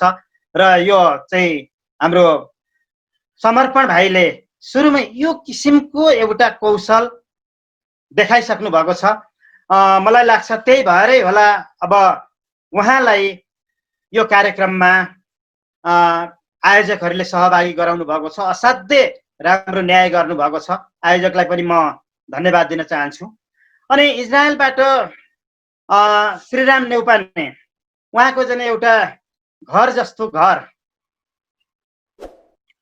सुन्दर बुनोट भएको कविता, विभिन्न बिम्बहरूको प्रयोग गर्दै लेखिएको कविता। वास्तवमा कविताको भाषा भनेकै बिम्बको भाषा हो। सरल बिम्बहरू र प्रभावकारी बिम्बहरू एकदमै सघन घनत्वपूर्ण बिम्बहरूका माध्यमबाट चाहिँ प्रस्तुत गर्ने हो। यद्यपि उहाँका कविताका प्राय वाक्य गठनमा प्रब्लम छ, पछि त्यसमा छलफल गरौँला नै। तर यो कविता एउटा अत्यन्तै सुन्दर कविता, जस्तो कि उहाँले आविष्कार गर्नुभएको वाक्य जस्तो मैले एउटा प्रतिनिधि वाक्य जस्तो लिएँ मैले। थोते दाँत देखाएर भित्ताहरू हाँसिरहन्छन्। यही एउटा वाक्यलाई एकपल्ट हामी सबैले मनन गरौँ त। थोते दाँत देखाएर भित्ताहरू हाँसिरहन्छन्। होला, यसलाई चाहिँ सिद्धान्तले विभिन्न गरुङ्गा नामहरू दिएका होलान्, पूर्वमा पनि पश्चिममा पनि। त्यतातिर नजाउँ। हामी हाम्रै कविताहरूबाट एउटा व्यावहारिक सिद्धान्त खोज्ने प्रयत्नमा रहौँ। सिद्धान्त घोकेर राम्रो कविता लेख्न सकिँदैन। यो त प्र्याक्टिस, पटक पटकको जिम्मेवारी पूर्ण ढङ्गको चाहिँ अभ्यासबाट हो हामीले सुन्दर कविताहरू सिर्जना गर्ने भनेको। र यो थोते दाँत देखाएर हाँसिरहेको भित्तो, यो बिम्ब, यो इमेज, यो पिक्चर र यसमा भएको नवीनता, यही नै हो श्रीरामजीको मौलिकता भनेको। यही नै हो उहाँले आफू बाँचेको समय र समाजसँग संवाद गर्ने सबभन्दा कलात्मक भाषाको सिर्जना गर्नुभएको। एउटा प्रतिनिधि कुरा मैले भनिरहेको छु। यस्ता अरू वाक्यहरू पनि उहाँको कवितामा प्रशस्त मात्रामा रहेका छन्। उहाँले एउटा बाको तस्बिरलाई केन्द्रमा राखेर त्यसलाई फोकलाइजेसन, अब एउटा कविताको चाहिँ कोरियोग्राफीको सन्दर्भमा एउटा एकदमै इम्पोर्टेन्ट कुरा भनेको चाहिँ हाम्रो कविता लेख्दै जान्छौँ, माथिबाट एक ढङ्गले चाहिँ के अरे सुरु गर्दै जान्छौँ। म्यानेज राम्रो भयो भने त्यो कविताको थ्रेड, त्यो धागो बिचबिचमा टक्क टक्क चुडिएर, अथवा त्यो धागोमा माला उन्ने क्रममा ती फुलका थुगा पनि फरक फरक साइजका भएर डिस्टर्ब भएको मैले पनि 35-36 वर्षदेखि महसुस गर्दैछु। यहाँहरूले पनि महसुस गरिरहनु भएको छ होला भन्ने मलाई लाग्दछ। र यो कवितामा मैले अहिले उठाउन खोजेको यो केन्द्रणको जुन कविता लेख्दै जाने क्रममा तपाईँले के भन्न चाहिँ चाहँदै हुनुहुन्छ भन्ने कुरामा, त्यसमा त्यो भन्ने कुरामा, त्यो विषयमा चाहिँ एउटा स्पष्टता त चाहिन्छ नि त। र त्यसैमा केन्द्रित भएर अघि बढ्दै, त्यसैमा केन्द्रित भएर त्यो बुनोटलाई अघि बढाउँदै लाने त हो। उहाँले जुन हेर्नुहोस् त, यो जुन बाको तस्बिर, यसैमा यो कविता चाहिँ फोकलाइज्ड छ। यो यसैमा फोकलाइजेसन गर्दै गर्दै बाँध्दै उहाँले चाहिँ यो कवितालाई सुन्दर रूपमा विभिन्न बिम्बका साथ प्रस्तुत गर्नुभएको छ। तर पनि मलाई के लाग्छ भनेदेखि यस कवितामालाई अझै सुन्दर बनाउनको लागि एक दुई पटक अझै पनि चाहिँ यसको चाहिँ यो, किन भनेदेखि हेर्नुहोस्, यो कविताहरू अब हामी भन्छौँ के अरे एकपल्ट लेखिसक्छौँ, लेखेपछि अब छापिसके सक्छ हुन त अब हरेक कवितासँग त्यो टाइम पनि जोडिएको हुन्छ। तर कहिलेकाहीँ असन्दर्भिक कुरा रहेछ भने पछि नै पनि हामीले चाहिँ त्यसलाई एडिट गर्न सक्छौँ। र यसमा चाहिँ के हो भने, एडिट गर्ने क्रममा चाहिँ तपाईँ हाम्रा कविताहरूले अझै पनि त्यो निर्मम सम्पादन, के म भनिरहेको छु, अघि पनि एउटा प्रश्न मैले एउटा जुन सन्दर्भ मैले उठाएको थिएँ कि यो चाहिँ आफूभित्रको आलोचकीय मात्र होइन, कडा आलोचकीय चेतका साथ हामीले त्यो कवितालाई हेरिसकेपछि, जाँचिसकेपछि मात्रै त्यसलाई सार्वजनिक गर्ने हो। र त्यो क्रममा जस्तो कि अब यो जुन केन्द्रणको प्रसङ्ग, यो कविता मैले चाहिँ एउटा एकदमै इम्पोर्टेन्ट पार्ट, त्यो जुन बाको तस्बिरलाई चाहिँ केन्द्रमा राखेर जसरी बुन्नु भएको छ, बिम्बहरू र प्रतीकहरूको संयोजन जसरी गर्नुभएको छ, यो सुन्दर कविता हो। अनि अरू दुईटा हामीले गजल सुन्यौँ। गजल एउटा अब प्राविधिक विधा हो, यसले चाहिँ अनेकौँ अब चाहिँ प्राविधिक पक्ष पनि डिमान्ड गर्छ, माग गर्छ। र मलाई लाग्छ यसको चाहिँ अब जस्तो कि गजलका यी रदिफहरू मिलाउने क्रम, जुन काफियाहरू मिलाउने क्रम, मक्ता, मतला, के तखल्लुसहरू अनेकौँ यसका चाहिँ प्राविधिक शब्दहरू सहित एउटा निश्चित किसिमको शास्त्रीय नियम बहरहरू होइन, त्यो नियमहरू सहित लेखिने विधा हो। तर त्यो नियम मात्रै चाहिँ सुन्दर गजल होइन भन्ने मलाई लाग्छ। त्यो भनेको चाहिँ हामीले भन्ने कुरा के हो र त्यसलाई त्यो नियमभित्र अर्थात् छन्दबद्ध कविताहरूमा पनि त्यो नियमभित्र राखेर हामीले आफूलाई नयाँ ढङ्गले कसरी प्रस्तुत गर्छौँ भन्ने त्यो एउटा महत्त्वपूर्ण छ जस्तो लाग्छ। र यी दुवै गजल जस्तो केशव समर्पणजीको गजल र विवश बलिभद्र कोइरालाजीका यी गजलहरू जस्तो अब केशवजी भन्नुहुन्छ कहाँ बन्छ यो दुनियाँ तिमीले नै चाहे जस्तो भन्ने, अथवा सम्हालिन्छन् कपासका भुवाहरू जुट्ने बेला, बजारिन्छन् सडकमा ढुङ्गाहरू फुट्ने बेला भन्दै चाहिँ विवशजी भन्नुहुन्छ। र यो गजल लेख्ने क्रममा जस्तो बजारमा जे जस्ता गजलहरू आइरहेका छन्, आफ्ना समकालीनले जे जस्ता गजलहरू लेखिरहेका छन् या अग्रजहरूले जे जस्ता गजलहरू लेखिरहेका छन्, त्यो भन्दा फरक किसिमले चाहिँ म के लेख्ने, कसरी लेख्ने र त्यो गजलमा आफ्नोपन के आफ्नो अनुहार। यहाँ वास्तवमा हाम्रो एउटा समस्या भनेको अहिले उसमा चाहिँ यो के अरे हाम्रो लेखनमा चाहिँ कि लेखनका माध्यमबाट आफ्नो अनुहारको खोजी गर्ने एउटा अभियान पनि हो यो। र आफ्नो अनुहार कसरी निर्माण गर्ने या यो आफ्नो अनुहार भन्नाले आफ्नोपन, आफ्नो आइडेन्टिटी, आफ्नो पहिचान कसरी निर्माण गर्ने भन्ने क्रममा चाहिँ अझै केही सोच्नुपर्छ कि या अझै फरक ढङ्गबाट चाहिँ त्यो चाहिँ यो नियमभित्र पनि अलिक नवीनताको खोजी गर्नुपर्छ कि। नवीनता छैन भन्न खोजे होइन, यो एकदमै खुला छलफलको सन्दर्भ भएको हुनाले र हाम्रो आयोजकज्यूले पनि असाध्यै खुला ढङ्गले छलफल गर्नुपर्ने हुन्छ। हाम्रो प्रोग्रामको परम्परा त्यो छ है भन्नेको हुनाले मैले आफूलाई लागेको कुरा स्पष्ट रूपमा भनेको हुँ। र यसरी यो चरणका कविता र गजलहरू पनि साह्रै सुन्दर सुन्दर गजल र कविताहरू सुन्ने अवसर चाहिँ दिनुभयो। यहाँलाई धन्यवाद। यति भन्दै यो चरणको मेरो आफ्नो भनाइलाई यहीँ अन्त्य गर्छु। धन्यवाद। अब हामीसँग 4 जना हुनुहुन्छ र थोरै अलिकति समस्याहरू पनि आएका छन्। समस्या चाहिँ लाइनको समस्या र इन्टरनेटको समस्याले केही लिस्टलाई चाहिँ हामीले परिमार्जन गरेका छौँ र हामीसँग पुरानै लिस्टमा परिमार्जित होइन, हाम्रो ओरिजिनल लिस्टमा रहनुभएका कवि पुरुषोत्तम आचार्य हामीसँग हुनुहुन्छ मकवानपुरबाट। यतिखेर हामी पुरुषोत्तम आचार्यको छन्द कविता सुन्छौँ। नमस्कार सम्पूर्ण। सर्वप्रथम यो कार्यक्रमका सूत्रधार तथा समन्वयकर्ता रामदाईलाई विशेष धन्यवाद दिन चाहन्छु। आजका विशेष वक्ता, विशेष अतिथि विप्लव ढकाल दाजु लगायत सम्पूर्ण कवि सर्जकहरूमा म हार्दिक नमन अभिवादन व्यक्त गर्छु। सबैभन्दा पहिला सिङ्गो मुलुक मात्र नभएर सिङ्गो मानव समुदाय नै कोरोना कहरले आक्रान्त भइरहेको छ र यस सन्दर्भमा हामी विगत केही हप्तादेखि यो सृजनात्मक गोष्ठीको रूपमा जोडिँदै आएका छौँ र आज त्यसै सन्दर्भमा यहाँ जोडेका छौँ। र जति पनि कोरोनाको कारणले दिवंगत हुनुभएका व्यक्तिहरू हुनुहुन्छ उहाँहरूप्रति म भावपूर्ण श्रद्धाञ्जली अर्पण गर्न चाहन्छु। र जो अहिले कोरोनासँग लडिरहनु भएको छ, सङ्क्रमित हुनुहुन्छ, उहाँहरूको शीघ्र स्वास्थ्य लाभको कामना पनि गर्न चाहन्छु र उहाँहरूप्रति हार्दिक सहानुभूति पनि व्यक्त गर्न चाहन्छु।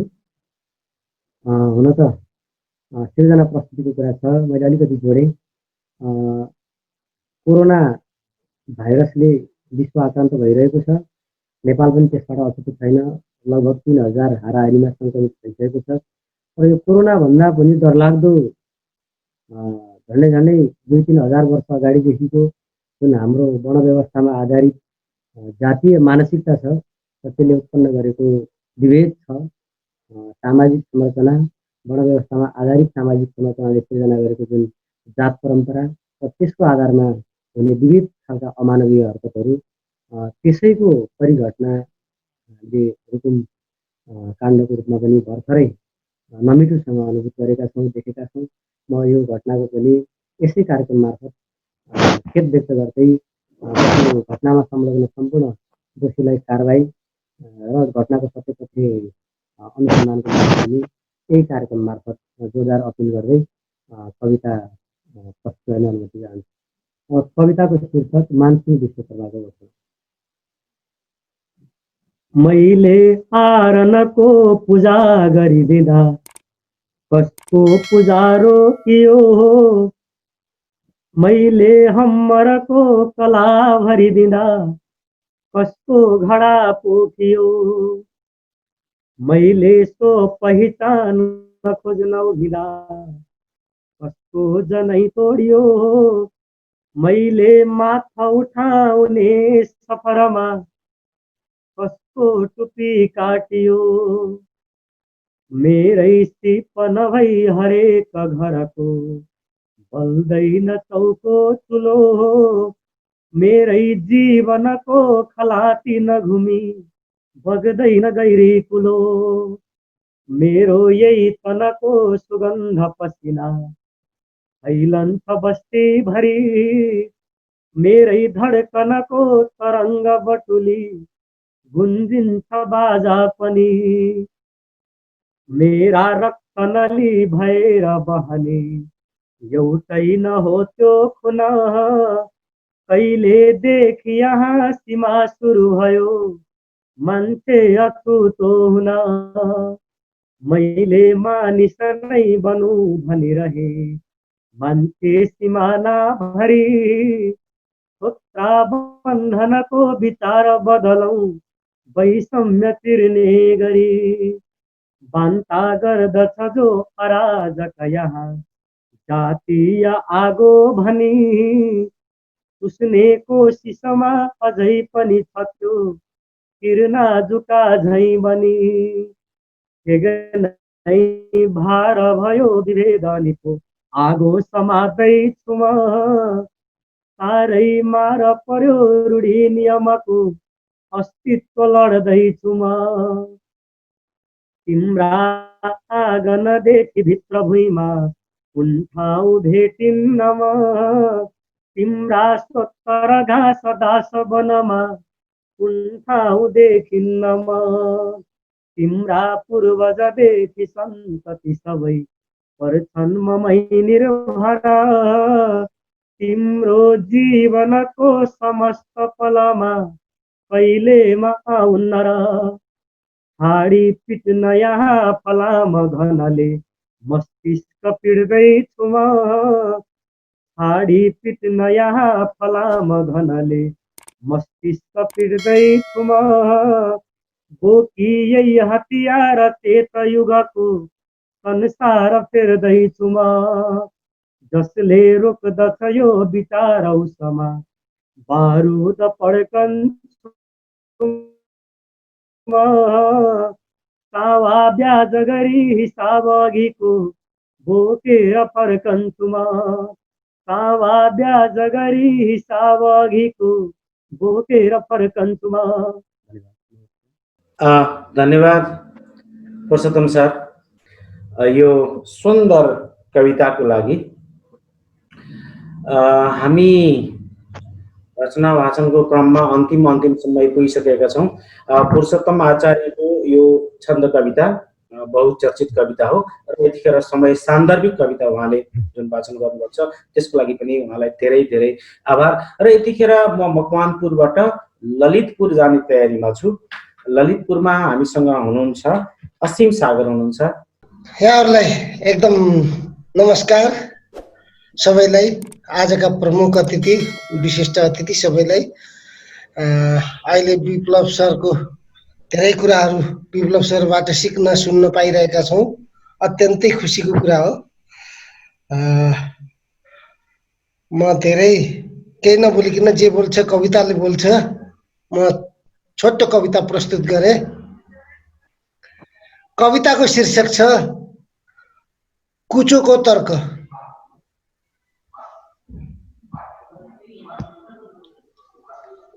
कविताको शीर्षक छ कुचोको तर्क। वर्षौंदेखि घर आँगन र बाटो बढार्दै आएको छु। वर्षौंदेखि घर आँगन र बाटो बढार्दै आएको छु। मन्दिर मस्जिद र गुम्बा बढार्दै आएको छु। कुनै नौजवान युवकले सुटुक्क फालेको कन्डमको खोल बढार्दै आएको छु। म कुचो हुँ, बढार्नु मेरो कर्तव्य हो। वर्षौंदेखि घर आँगन र बाटो बढार्दै आएको छु। मन्दिर मस्जिद र गुम्बा बढार्दै आएको छु। कुनै नौजवान युवकले सुटुक्क फालेको कन्डमको खोल बढार्दै आएको छु। म कुचो हुँ, बढार्नु मेरो कर्तव्य हो। तर बढार्नु पर्ने त मान्छेको गिदी रहेछ, जसले यो 21औं शताब्दीमा पनि भान्सा र बाटो बढार्ने कुचोमा विभेद गर्छ र मैले बढारिसकेपछि मलाई फोहोर भन्दा बढी घृणा गर्छ। के बनमाराले छुँदैमा तुलसी अपवित्र हुन्छ? धन्यवाद। अत्यन्त सुन्दर कविता सर, छोटो मिठो कविता। अब हामीसँग 2वटा कविता बाँकी छ। ललितपुरबाट म जाने तयारीमा छु पोखरा। पोखरामा हुनुहुन्छ अजित छेत्री हुनुहुन्छ हामीसँग। धन्यवाद राम सर यो अवसरको लागि र यो अवसर जुराउनु भएकोमा यहाँ लगायत छवि सर लगायत जो साथीहरू हुनुहुन्छ सबैलाई हार्दिक नमन भन्न चाहे। र आदरणीय विप्लव सर, उहाँको कविताबाट म सधैँ नै मन्त्रमुग्ध हुन्छु। भेटुने अवसर नपाए पनि मैले उहाँलाई मनमा नै गुरु मानेको छु कविताको। उहाँको कविता पढ्दाखेरिमा ऊर्जा मिल्छ मलाई। आज प्रत्यक्ष रूपमा उहाँको कविताहरूमाथिको विचार, उहाँका शब्दहरू सुन्न पाउँदाखेरिमा निकै नै आजको समय महत्त्वपूर्ण रह्यो मेरो लागि। म धेरै बोल्न चाहिनँ, अलिकति व्यस्त पनि छु, त्यो हुनाले भिडियो अफ गरेर खल्तीमा राखेर म काम गरिरहेको थिएँ। म छोटो कविता छ यहाँहरूको सामुन्ने, यति दिग्गज साथीहरू सामुन्ने मैले मेरो कविता वाचन गर्नु त एकदमै मेरो लागि के भन्छ एकदमै आफूलाई उठानेको छु, बच्चा ठानेको छु र गौरवान्वित पनि छु। धेरै समय नलिकन म मेरो छोटो कविता पढ्न चाहन्छु, यहाँहरू सुनेर प्रतिक्रिया दिनु होला। मेरो कविताको शीर्षक छ समय। बुबाको घडी र चस्मा चोरेर बेचेको पैसाले, बुबाको घडी र चस्मा चोरेर बेचेको पैसाले बाटा खर्च बनाएर भागेको छोरो फर्कँदैछ वर्षौंपछि आफ्नै घर। घर छाड्दाको समयमा भन्दा घर फर्किँदा ऊ यसकारण खुसी छ कि आफ्ना बुबाका लागि आफूले चोरेर बेचेको भन्दा राम्रो ब्रान्डेड चस्मा र घडी किनी ल्याएको छ उसले। बुबाको घडी र चस्मा चोरेर बेचेको पैसाले बाटा खर्च बनाएर भागेको छोरो फर्कँदैछ वर्षौंपछि आफ्नै घर।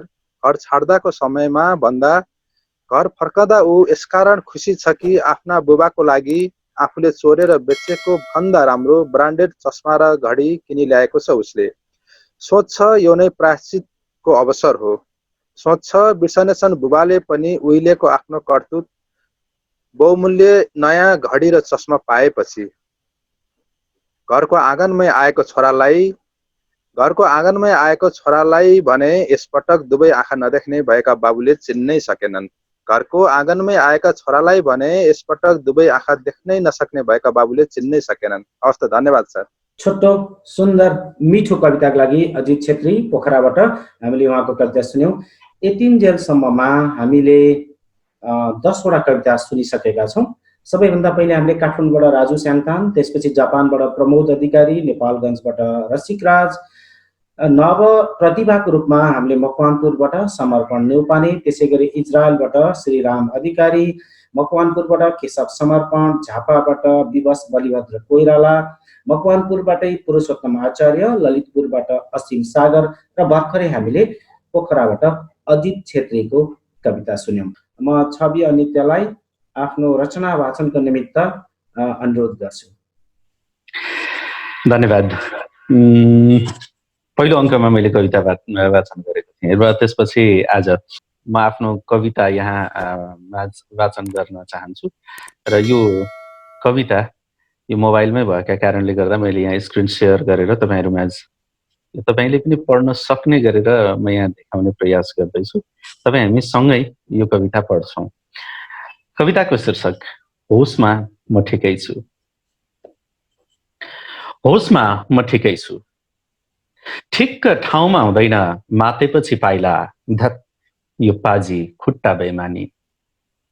आँखा पनि के साह्रो किरिङ मिरिङ हुन्छ, घरि हजुरलाई भगवान देख्छ, घरि शैतान।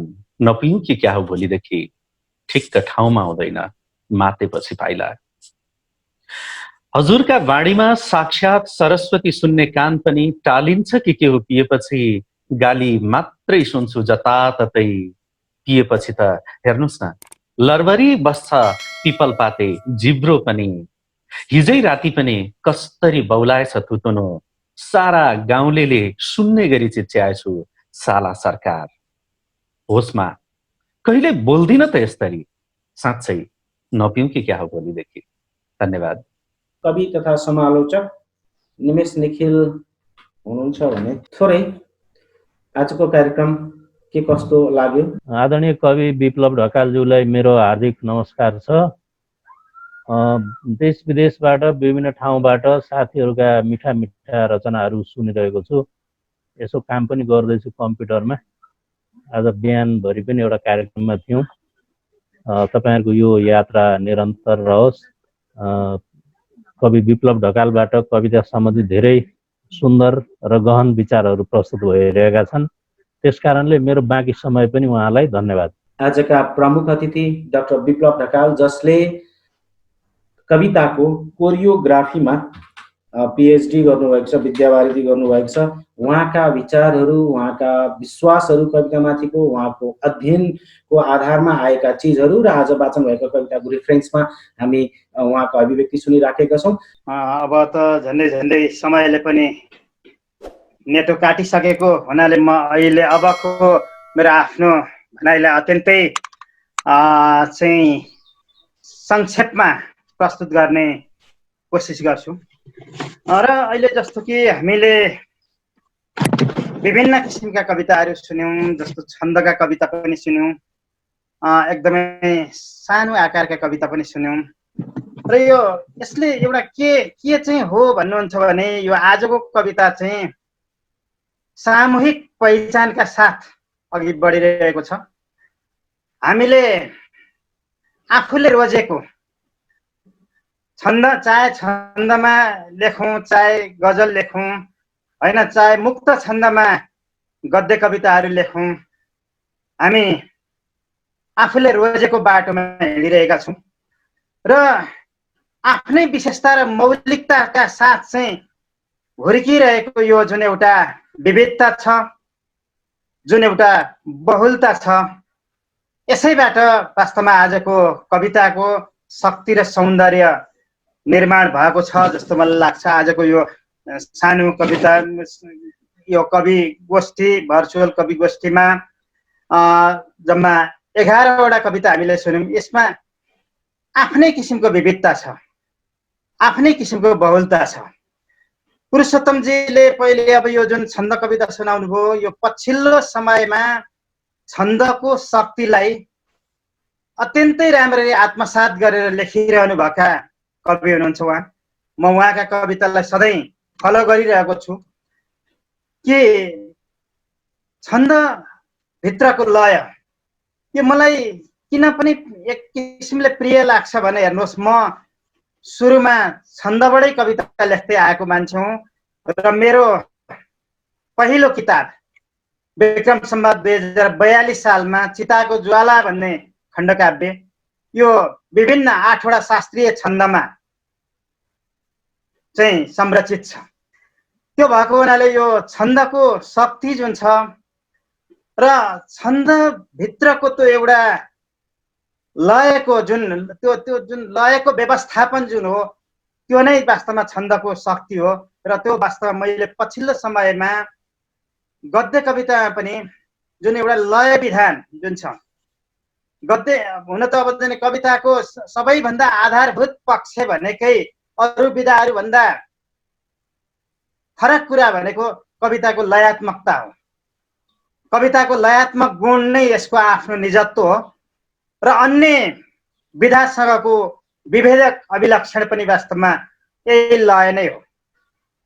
तर के हो भने त्यो लय चाहिँ लयका विविध प्रकारहरू मध्ये चाहिँ अब हामी फरक फरक लयलाई अंगीकार गरे पनि कविताको जुन मूल धर्म, मूल मर्म अनि कविताको जुन मूल सौन्दर्य जुन हो त सौन्दर्यलाई चाहिँ सम्मान गर्दै लेख्नुपर्छ। पुरुषोत्तमजीले अत्यन्तै सुन्दर कविताहरू छन्दमा लेखिरहनु भएको छ।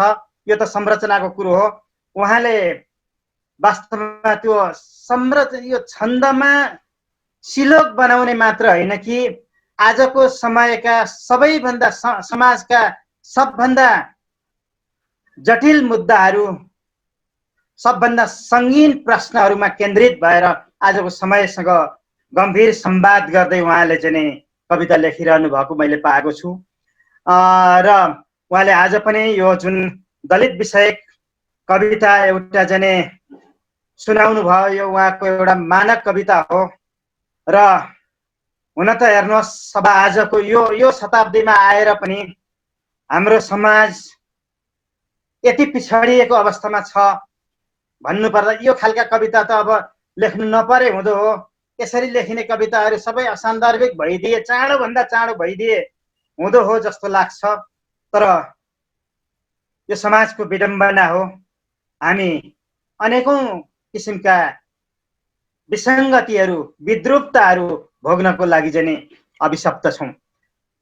पुरुषोत्तमजीले सुन्दर कविता सुनाउनु भयो। असीम सागर त अहिले पछिल्लो समयमा छोटा छोटा कविता, एकदमै घनत्वपूर्ण कविता, र त्यो कवितामा एउटा सबैभन्दा इम्पोर्टेन्ट कुरा भनेको त्यसलाई एउटा क्लाइमेक्स निर्माण कसरी गर्ने, त्यो क्लाइमेक्समा पुर्याएर झ्याट्ट त्यो अब चाहिँ होइन, त्यो चाहिँ पाठक र श्रोताहरूलाई पनि एउटा पछिसम्म अविस्मरणीय बन्ने खालको प्रभाव कसरी सृजना गर्ने भन्ने त्यो चेतनाका साथ पछिल्लो समयमा उहाँ कविता लेखिरहनु भएको छ। आज पनि उहाँले सुन्दर कविता सुनाउनु भयो।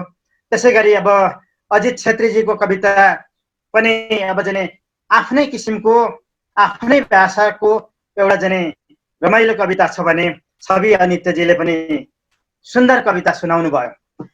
र वास्तवमा अब चाहिँ आयोजक भन्ने जुन शब्दमा अलिकति विमति जस्तो जनाउँदै हुनुहुन्थ्यो, यो के हो भन्नुहुन्छ भने आयोजक पनि हो तपाईँ म्यानेजर हो। तपाईँले म्यानेज गर्नुभयो र हामी जम्मा भयौँ। तपाईँले म्यानेज गर्नुभयो र यति यो विविधताको शक्तिलाई चाहिँ हामीले होइन एक ठाउँमा बसेर आफ्ना आफ्ना ठाउँमा बसेर सुन्ने र महसुस गर्ने अवसर प्राप्त गर्यौँ। कविता पनि यस्तै हो। हेर्नुहोस्, यो मैले सुरुमा जुन वाक्य भनिएको थिएँ कि त्यो म्यानेजमेन्ट हो, त्यो आयोजना हो, र त्यसलाई आत्मसात गर्दै लेखौँ, आफूसँग प्रतिस्पर्धा गर्दै लेखौँ। अब यो मानवतालाई नै चुनौती दिने किसिमको अब चाहिँ यो सङ्कट उत्पन्न भएको छ दुनियाँमा। यो सङ्कटबाट हामी सबै चाँडै मुक्त हुन सकौँ। पछिल्लो समयमा मैले लेख्दै गरेको र पुरा गर्न नसकेको, पुरा अब केही समयपछि त गर्छु होला, यो चाहिँ नेपालको सामाजिक र राजनीतिक इतिहासको एउटा आलोचनात्मक पुनर्व्याख्यामा केन्द्रित रहेर र यो सीमा समस्या जुन एउटा लामो समयदेखि चाहिँ चल्दै आएको छ, यो समस्या त्यसमा केन्द्रित भएर एउटा लामै कविता लेख्ने कोसिस चाहिँ गरिरहेको छु। यो चाहिँ मैले निकै लामो समयदेखि चाहिँ यसलाई बनाउने क्रममा यसलाई सही ढङ्गले ल्यान्डिङ गर्न सकिरहेको छैन। ल्यान्डिङ गर्छु भन्छु, अझै बढ्दै गएर झन्डै 100-150 पेज पुगेको छ, तर त्यसलाई म आधा जति नै काट्छु होला। तर त्यसको अन्त्य मैले सही ढङ्गले गर्न उडेको उडै छ, तर त्यसलाई सुरक्षित अवतरण गराउन नसकेको एउटा कविताबाट म केही अंश यहाँहरूलाई सुनाउन चाहन्छु। जेब्रा क्रसमा जङ्गे पिलर भन्ने मेरो जुन यो प्रोफेसर शर्माको डायरी अघि पनि त्यहाँ मैले हेर्दै थिएँ फेसबुकमा, साथीहरूले भन्दै हुनुहुन्थ्यो त्यस्तै त्यस्तै किसिमको लामो कविताको केही अंशहरू, सान्दर्भिक अंशहरूलाई म यहाँ प्रस्तुत गर्दैछु। यो कविता लेख्ने क्रममा, यसको कोरियोग्राफी निर्माण गर्ने क्रममा चाहिँ मैले यो एउटा दुईटा कुरा गर्न खोजेको हुँ। कतिको सफल असफल के भयो यसमा तपाईहरुको एकदमै पोजिटिभ मात्र होइन कि अब चाहिँ यसका चाहिँ म चाहिँ एउटा के हो भनेदेखि म आफू पनि लागेको कुरा भन्ने र मलाई म पनि यस्तो नेगेटिभ कुराहरू अर्थात् यसमा भएका कमी कमजोरीहरू चाहिँ बढी मात्रामा आउन् भनेर चाहने भएको हुनाले मैले त्यो ढङ्गले तपाईहरुले हेरिदिनु होला। हुन त यो पूर्ण कविता नभएर एउटा अंश म यहाँहरु समक्ष प्रस्तुत गर्दैछु र यसमा एउटा गाइने पात्र र नेपालको यो जुन लोक साहित्यमा प्रचलित रहिआएको जुन कर्खा शैली जुन छ हो, त्यो कर्खा शैलीलाई पनि बीचबीचमा प्रयोग गर्ने कोसिस गरेको छु। कहाँ कहाँ भत्कियो के भयो भन्ने बारेमा अब तपाईहरुले नै भनिदिनु होला। कविताको शीर्षक हो जेब्रा क्रसमा जङ्गे पिलर। देशको सिमाना रुङ्न बसेको जङ्गे पिलर आफूले कुल्चिएको माटोमा शिर गाडेर आज पनि रातभरि रोयो र उसका जोर आँखाबाट अविरल बगिरहे इतिहासको अँध्यारो खाडीमा पुरिएका रगतका असंख्य नदीहरू। देशको सिमाना रुङ्न बसेको जङ्गे पिलर आफूले कुल्चिएको माटोमा शिर गाडेर आज पनि रातभरि रोयो र उसका जोर आँखाबाट अविरल बगिरहे इतिहासको अँध्यारो खाडीमा पुरिएका रगतका असंख्य नदीहरू। जङ्गे पिलरको छेउमा बसेर गीत गाउँदै थियो एउटा निरीह गाइने, हे बरै सारङ्गी रुवाउँदै आए, कर्खा गाउँदै आए, निभेको इतिहासको नाममा कलेजी कटाउँदै आए।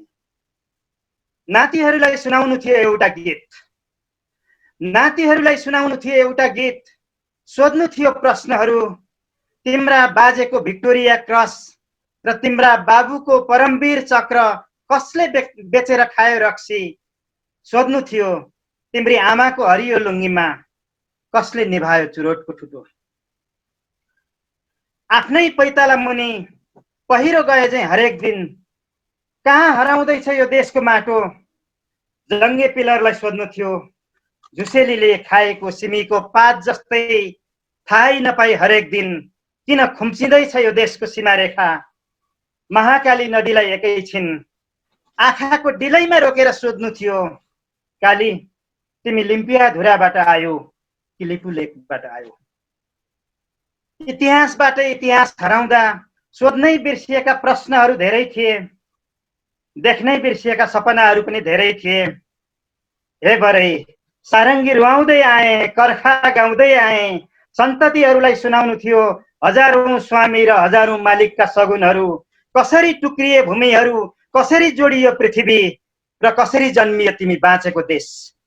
सोध्नु थियो आज त तिमी हो यो देशको मालिक, तर कसरी निभ्यो तिम्रो शिरको उज्यालो ज्योति। अल्लाहका भाङ्रा भेडाका दोचा, हाकु पटासी लेहेङ्गा धोती, फाटेको शिरमा ढाकाको टोपी, भोटो र कछाड दौरा र सुरुवाल, चाँदीका सोली चौबन्दी चोली, डाँडा र पाखामा लस्करै हिँड्थे बिर्स्यौ कि तिमीले। रगतको बाफमा भुइँ कुहिरो उडो, पुर्खाको रगत माटोमै भिजो, हड्डीको धुलो र रगतको दाग बिर्स्यौ कि तिमीले। हे बरै सारङ्गी रुवाउँदै आए, कर्खा गाउँदै आए, निभेको इतिहासको नाममा कलेजी कटाउँदै आए। इतिहासको घोडा चढेर हिँडिरहेका चक्रवर्ती सम्राटहरूको कर्खा गाउँदै एउटा निरीह गाइने, आफूभन्दा पनि निरीह जङ्गे पिलरको अगाडि बसेर एक्लै एक्लै रोइरहेको थियो। युगौंदेखि एक्लै एक्लै रोइरहेको थियो एउटा बुढो सारङ्गी। निभेको थियो सिमानाको बत्ती, जङ्गे पिलरको छातीमा बसेर एउटा पहेँलो गिद्ध यस धरतीको एउटा निरीह बालकका आँखाहरू चिथोरिरहेको थियो। हे बरै उहिले उहिले यही देशमा थुप्रै थुप्रै देश थिए, 22 थरी खस्का 22 थरी भान्सा थिए, जसको हातमा तरबार थियो उसैसँग दरबार थियो। जङ्गे पिलर तिमीले देख्यौ कि कर्णालीको वरिपरि नागराजको मागल गाउँदै घोडाको टाप मुनिबाट हिँडेका थिए हाम्रा पुर्खाहरू। मिथिलाको वरिपरि नान्यदेवको सफाई गाउँदै सिम्रौनगढका किल्ला छेक्ने चट्टानका पर्खाल भएर चट्टानकै शिरमाथि उभिएका थिए हाम्रा पुर्खाहरू।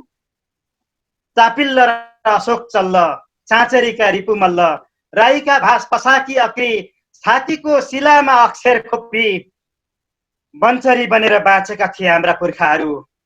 जङ्गे पिलर तिमीले देख्यौ कि खम्बुवान कतै, लिम्बुवान कतै, विजयपुर र चौदण्डी कतै, सेनवंशी राजा, किराँती राजा, धुरकोटे राजा, भिरकोटे राजा, मुसिकोटे राजा, गलकोटे राजा, खुङ्ग्रीकोटदेखि भिङ्ग्रीकोटसम्म, बझाङ्गी राजा, दैलेखी राजा, प्युठानी राजा, डोटेली राजा, सल्यानी राजा, मुस्ताङ्गी राजा, काखैमा राखी धनुकाँड हान्ने 2224 राजै राजा। हे भरै सारङ्गी रुवाउँदै आए, कर्खा गाउँदै आए, हेर्दा हेर्दै मञ्जुश्रीले काटेका पर्वतहरू भत्किए, ने मुनिले ध्यान गरेका गुफाहरू भत्किए, एलम्बरले कथेका मुन्धुमहरू भत्किए। समयले नै भत्काउँदो रहेछ इतिहासलाई। सुनको मगज र हिराका हातले लेखिएका चक्रवर्ती सम्राटका श्रीपेशका गाथाहरू भत्किए। रिटिङमा रिटिङ बिनायो रुँदा, डम्फु र टुङ्ना खैजडु रुँदा, नौमती बाजा बालकै हुँदा, बाजेले तिम्री बजैको काखमा गाएका थिए गीत। खेलेका थिए भैलो र ख्याली, खेलेका थिए भैलो र ख्याली, घन्किन्थ्यो मादल रन्किन्थ्यो रोदी, पैकेले गाउँदै धमारी गाउँदै, साँझबत्ती बालेर सङ्गिनी गाउँदै, पालामका मन्त्र साकेला सिली, नौलाखे ताराको आकाशै मुनि, धरतीका फुल झिलेर मिली। ती गीत गाउने कलाकारलाई बिर्स्यौ कि तिमीले? हिमाल र पहाड, मधेस र भावर, पैतालाबाट चुहाउँदै रगत, बैलगाडाका बैल बन्दै, सुनकेश्रा रानीका डोली बक्दै, खुकुरी माथि गर्दन राख्ने पुर्खाको कथा, पुर्खाको गाथा बिर्स्यौ कि तिमीले? सारङ्गी बजाउँदा बजाउँदै केही क्षण रोकियो गाइने र हेर्यो जङ्गे पिलरलाई। सारङ्गी बजाउँदा बजाउँदै सारङ्गीका तारहरूबाटै कहाँ हरायो सारङ्गीको गीत। 12 वर्ष बालाले उठाउँदा भाला, 60 वर्ष बुढाले चलाउँदा खुडा, मीर कासिम भागे, किल्लोक भागे, फिरङ्गीहरूका जमात भागे, बैरागी नागा रोएरै भागे। इतिहासका दुश्मनहरू त भागे टाढा, तर किन भागेनन् अझै हाम्रा दुःखका गीतहरू। हे भरै सारङ्गी रुवाउँदै आए, कर्खा गाउँदै आए, निभेको इतिहासको नाममा कलेजी कटाउँदै आए। धन्यवाद। यतिन्जेलसम्ममा हामीले 10 जना कवि र 1 जना नव प्रतिभा भनेर 11 जनाको र प्रमुख अतिथिको आफ्ना सार गर्वित वजनदार कविताको फरक दृष्टिकोण, जो हामीले त्यति साह्रो लेख्दै गर्दा ध्यान नदिने विषयवस्तु प्रस्तुत गर्नुभयो। यसका लागि म आजका प्रमुख अतिथि डाक्टर विप्लव ढकालप्रति एकदम आभार व्यक्त गर्दछु र हामी कार्यक्रमलाई टुङ्ग्याउने तयारीमा रहेका छौँ। उपस्थित भइदिनु भयो सबैजनामा धेरै धेरै नमस्कार।